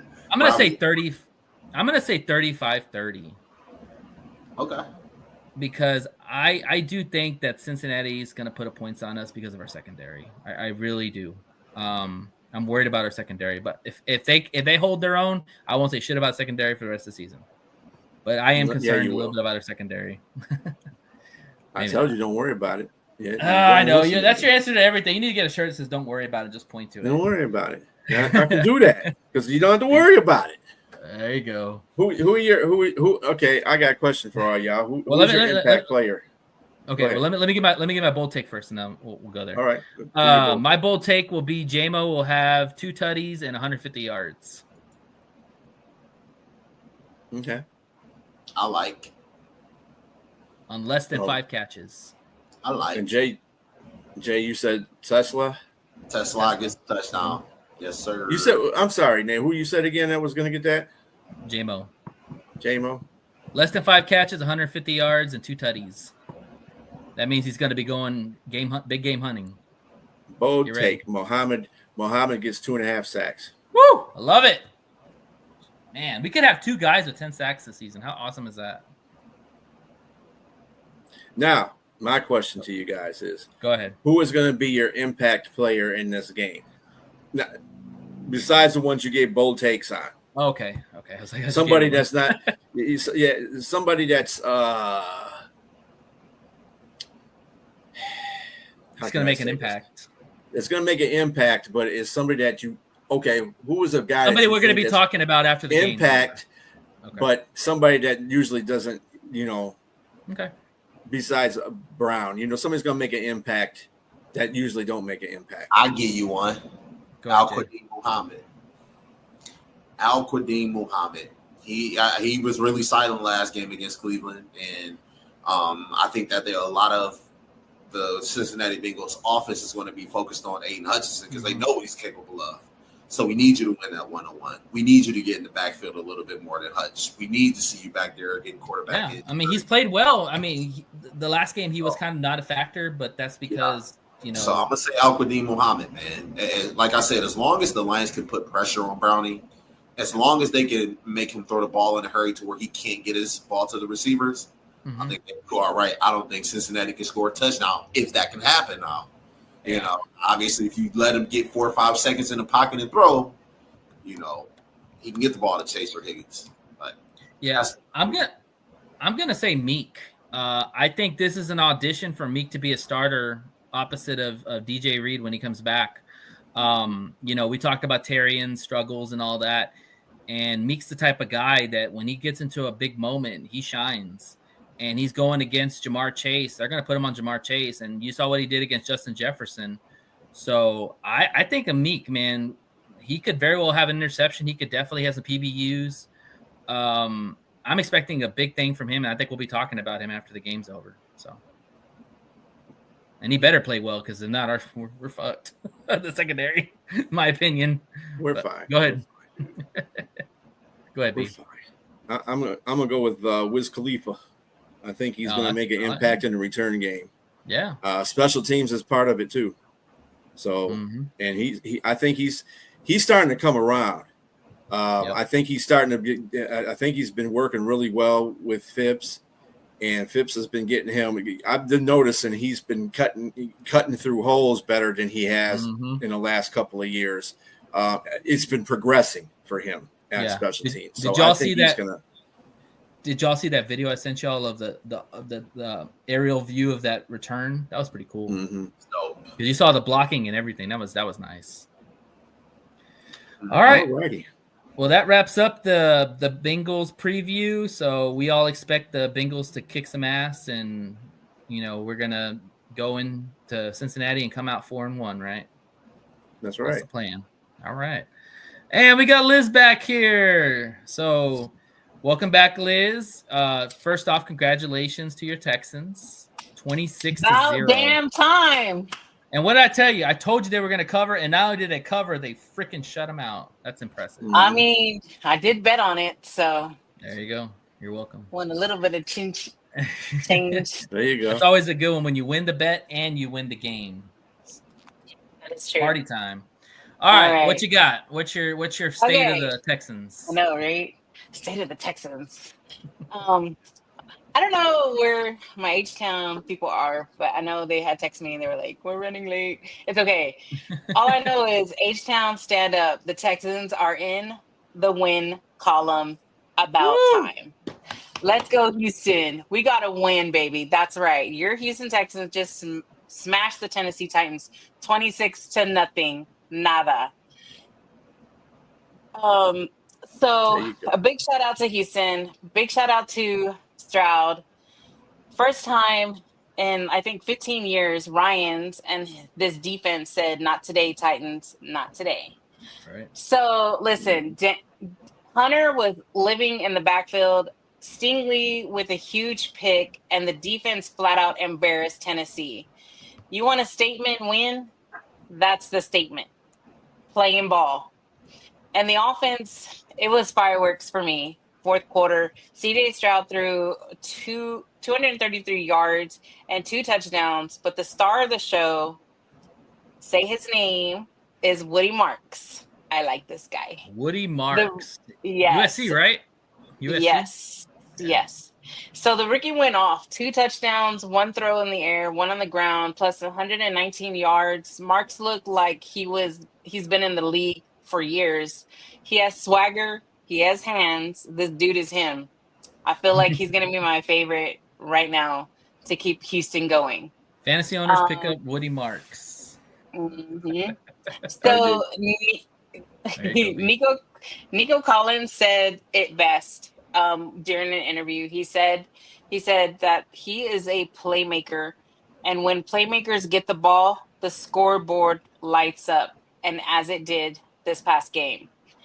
So let's go, babies! I'm just so pumped. Like, I'm so happy. Like, all we can go is up. That's all I know. Exactly. We better stay up. That's all I know. So, quick side note. I know there was a lot of chatter. Cam Robinson signed this offseason, already traded to Cleveland for the late picks in 2027. It's a weird move. He was supposed to bring a steady O-line, but hey, man, that's business. The buzz on Reddit if you're not playing him, you might as well get something for him. Right. Well, the buzz on Reddit was we're going to pick up Tariq Hill, but from last night's game, that didn't age well.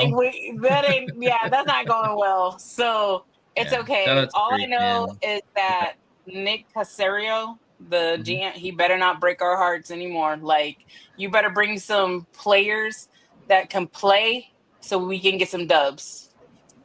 Yeah. Okay, so let me bring it back down to my excitement. We are on the road.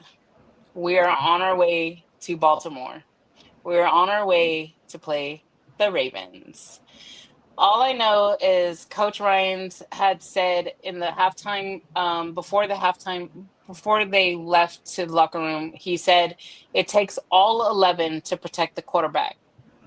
And that's going to be the challenge in Baltimore. Yep. This Sunday. It's going to take all 11. It's going to be it's not just going to be the line, not tight ends, the receivers. It's everybody's got to buy in this game. It's going to take everybody. If they protect Stroud, this offense can roll with another win. All hands are on deck. All plays open. Let's not give it out yards, Ryans. Let's get another win. So Houston, let it sink in. We've got our first win of the season. The losing streak is over, and the defense is humming. Pop the cork. You're not going 0-16 like we did. The defense is humming. The rookies are balling, and this team just showed us what it looks like when everything clicks and everyone gets along and everyone reads the plays. So let's ride the wave into Baltimore, because if we play clean, we play hungry for the football. What's up, Yolanda? We play physically. Like, if we're physically going to stay, let's stay healthy. Mm-hmm. The NFL better take notice. The Texans are coming. So what's up, Nate? Oh, I was going to say, just going to ask some questions. So who was your stud of the game? Woody Marks. Okay. Yes. He was mine. He was your stud. He was my stud. I like that. Woody and stud. There you go. Woody stud. What do your Texans have to do to stop the Ravens? I mean, Derrick Henry is back there and he's pissed, and he has fumbling issues. Let him stay pissed. Let him stay pissed. I know, I get it. It's the Ravens. I mean, obviously, but the thing is if they stay healthy and they stay learning the plays, reading the plays, Stroud needs to like really read the defense on the other end on the Ravens and just like watch it and then just throw throw the ball like even just like just keep throwing the ball like don't waste your time Yeah. by looking like if you're gonna take 2 more yards to get up like go like it's gonna take everything to beat the Ravens. Everything. And Stingley got a pick too, so shout out to Yes, Stingley. he did. Shout out to him to finally show me what $90 million looks like. He earns his money. He earned his money. He Well, at least sure for one did earn game. his money. Right, at least for one game, right? Exactly. Yeah, one game. I need that the whole season, though. I need that the whole season. Like fellas, he needs to come in clutch. Fellas, you have any questions for Liz on her team? Yeah. What are you expecting from CJ Stroud this week? To not lose his confidence, because this previous game against Tennessee, he finally gained his confidence for me. He finally was looking like the quarterback we've been having for the past 2 seasons. Like his confidence came back really, and he was only not confident in himself, but he was also confident in his O-line. He was also confident. He was speaking to defense. He was, like hyping them up. What I've been asking for this whole time. Obviously, he saw my text message. No, I'm just kidding. But you read Reddit. Yeah, he read Reddit because I was going off.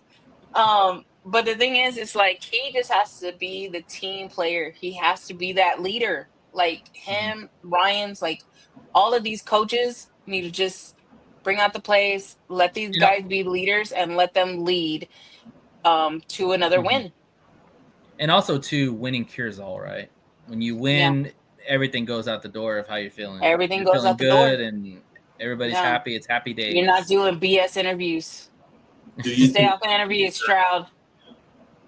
My bad. I was going to ask you, since that you are a favorite on the road, Lamar Jackson for the Ravens, no Matabike, a couple of their defensive players missing. Do you think this is a make or break game for CJ Stroud?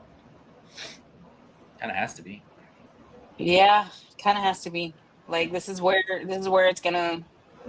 Like I get it. We're playing Tennessee because they were 0-3 and 0-4 now. Yeah. But the thing is, like, this is where it counts. This is a team. Like we have to win. Like it's all stops, all glory, all prayers. Like all gas, no brakes. That's all he. Yeah, like let's go.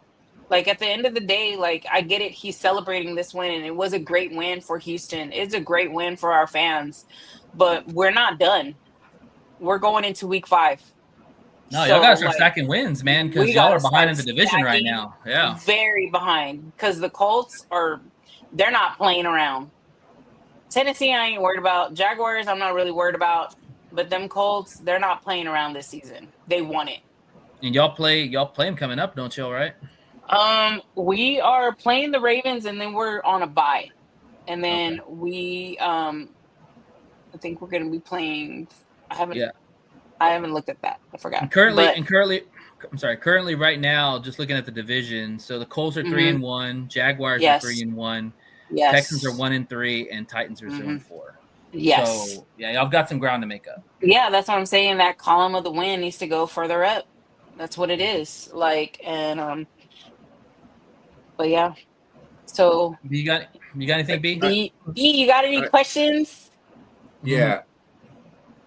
What concerns me about this win, not to shed any bad light on it, but you got to look at some things that happened during the course of the game. At halftime, you were winning 6-0.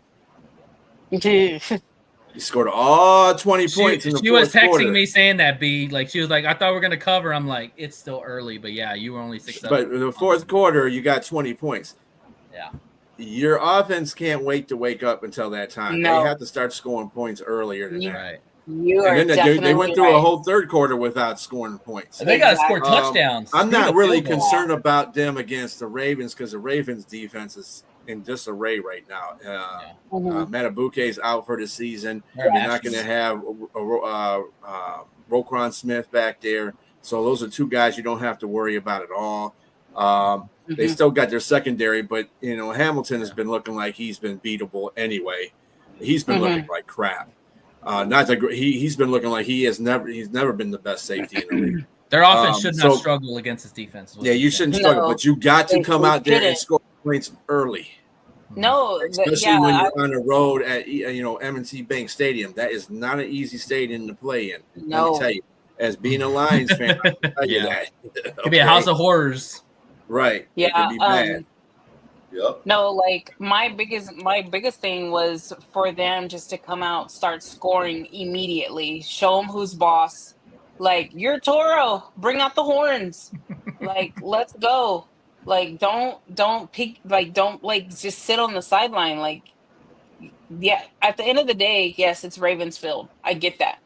But like, Houston has won not on other people's fields before, and they can do it if they just click together and be one as a team and listen and just follow the plays and watch the defense and protect the quarterback. So, if anything, this is a perfect opportunity for this to happen for them because they have everything in their favor right now. With everything. Lamar Jackson being doubtful for playing in that game, which sucks because that means I got to change some things in my fantasy football. But anyway, but him being out, that gives you more. Your defense gets more involved because the quarterback that's playing in place of him is not Lamar Jackson. Right. You can't. I don't care what I don't care what quarterback you are. If you ain't Lamar Jackson, you're not a guy that you can game plan for. You know what I'm saying? Different game plan. Totally different game. Different game plan. Easier. Yeah. I mean, I'm still gonna go with my prediction of. Yeah, I'm still gonna go with my predictions, and so we're just gonna go with that. Like, I have faith in them. I have hope in them. I'm really excited for them being on the road. I'm really excited. Like, they broke my heart when they played Jaguars on the road, so they better not break my freaking heart this time. Like, it's gonna take all. The Ravens are really hurting. Yeah. So I know the Texans have to take advantage of that opportunity. I mean, wouldn't any team take advantage of that? Wouldn't any team take advantage? They should, but if they shouldn't doing it, like. It doesn't matter what team, like a top dog team, if they're hurt, that is your win. So go get it. Mm-hmm. Let me make an extra point too, and not even on a Houston side. Baltimore was supposed to be a team with a lot of good depth. They were supposed to be the best all-around team in the NFL. Yeah. Right? Guess who's showing that and guess who's not? The Lions showed that last year. We were 50-2 and lost half our. I'm telling you, man, not 3/4 of our defense. Yeah. They just had the Lions are just a different team. They're just built different than any other team in the NFL. And look at the Ravens. They're limping, and they're supposed to have a deeper. They're supposed to have a deeper roster than we do, or supposedly than the NFL. Most teams in the NFL, but they're losing. They're getting killed. I mean, Kansas City put that old-fashioned ass whooping on them last game. Yeah, this isn't the 2000 Ravens defense. Yeah, this is those guys are. It's not even 2 years ago defense. Yeah. So I don't think that on that defense. Robbie, if he's still watching, I mean, really, Pittsburgh has an opportunity right now to take this division because it's open. Cincinnati's not good. Lamar's not playing. Cleveland is limping. Wide open there. Really, to tell you the truth, that's what I'm saying.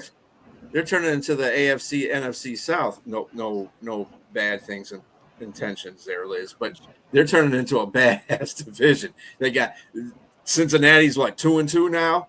Cleveland is 1-3.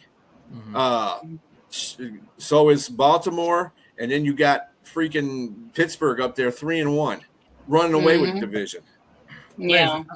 Liz, I'm going to ask you a question. I want your honest opinion, okay?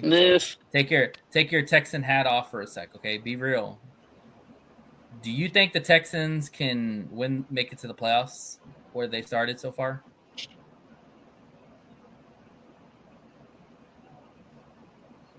Be honest. Come on, be honest. No, we're not going to the playoffs this year. There's just no way. I agree. I think I'm being honest. And you got two teams that literally have one loss, and you already have 4. We're too far gone. There's no way Stroud can. It's not that I don't think that Yeah, I we know. can't still have a good season. I have hope that we can have still a good season and win more ball games. Yeah. But to be AFC South champs again, no, No, I think the division's out of the we're not. question. Really, It's I think done. it's more of can you get it to the wild card? That's going to be. I feel like we can get to the wild card. Yes, we can get to the wild card for sure. So you think they can make the playoffs? I think they I'm can not, get to I'm the not on wild that card. bandwagon though, They're not because gonna. They're not gonna. this is only pass their it. 4th game. They're going on their 5th game. You still have plenty of Yeah, football left. Anything can happen. No time. Anything Indianapolis can can happen any implode. given Sunday. I just don't. But the Jags have already beat y'all, so technically they have 2 wins on y'all. Yeah, and then we play the Jags and the Titans again, so we can be redeemed. But I just don't see us playing in the playoffs this year. Okay, so you don't see it making the playoffs. Opinion. Okay, Any team that starts 0-2, 0-3 has like a 10% chance. Yeah, and it's probably worse after you Slim win pickings. Yeah, it's not impossible. Yeah, the odds are just not in your favor. Yeah. Well, guys, definitely, if y'all lose this one, it's over. I mean, it's always It is always nice nice to see them them lose. lose. Yeah. Give them the birds.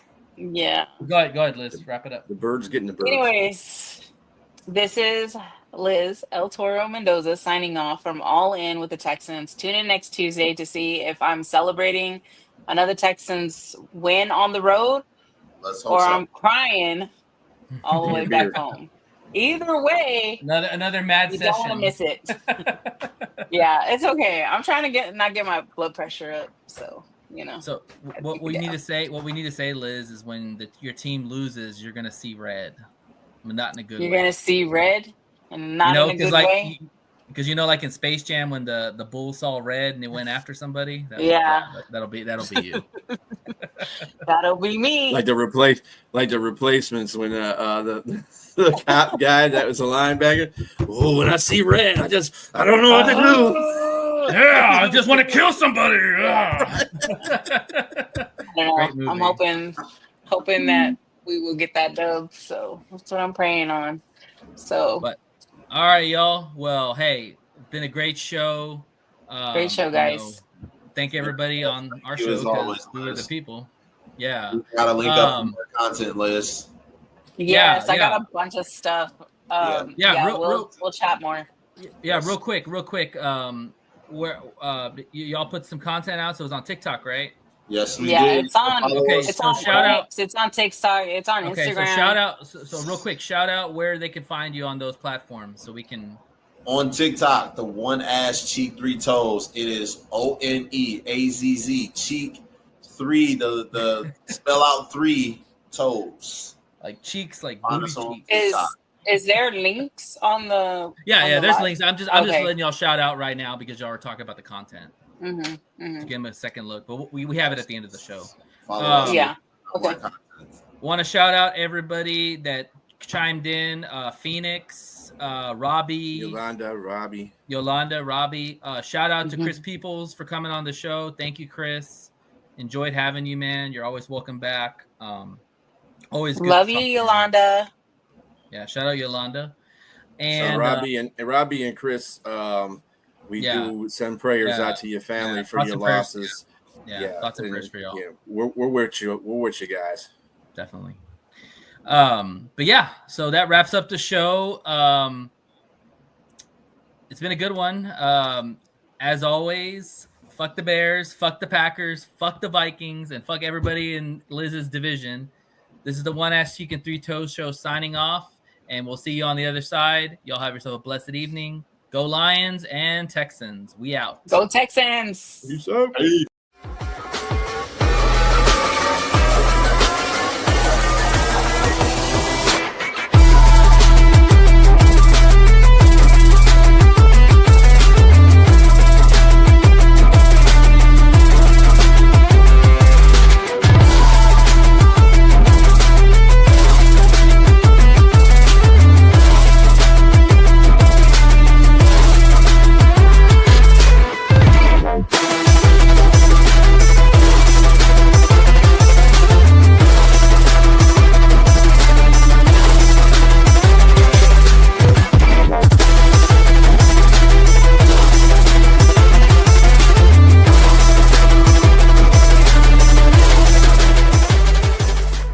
Remember, Dre's Daiquiri Shop at Cotton Gin, 441 Railroad Street in Maxwell, Texas, 78656.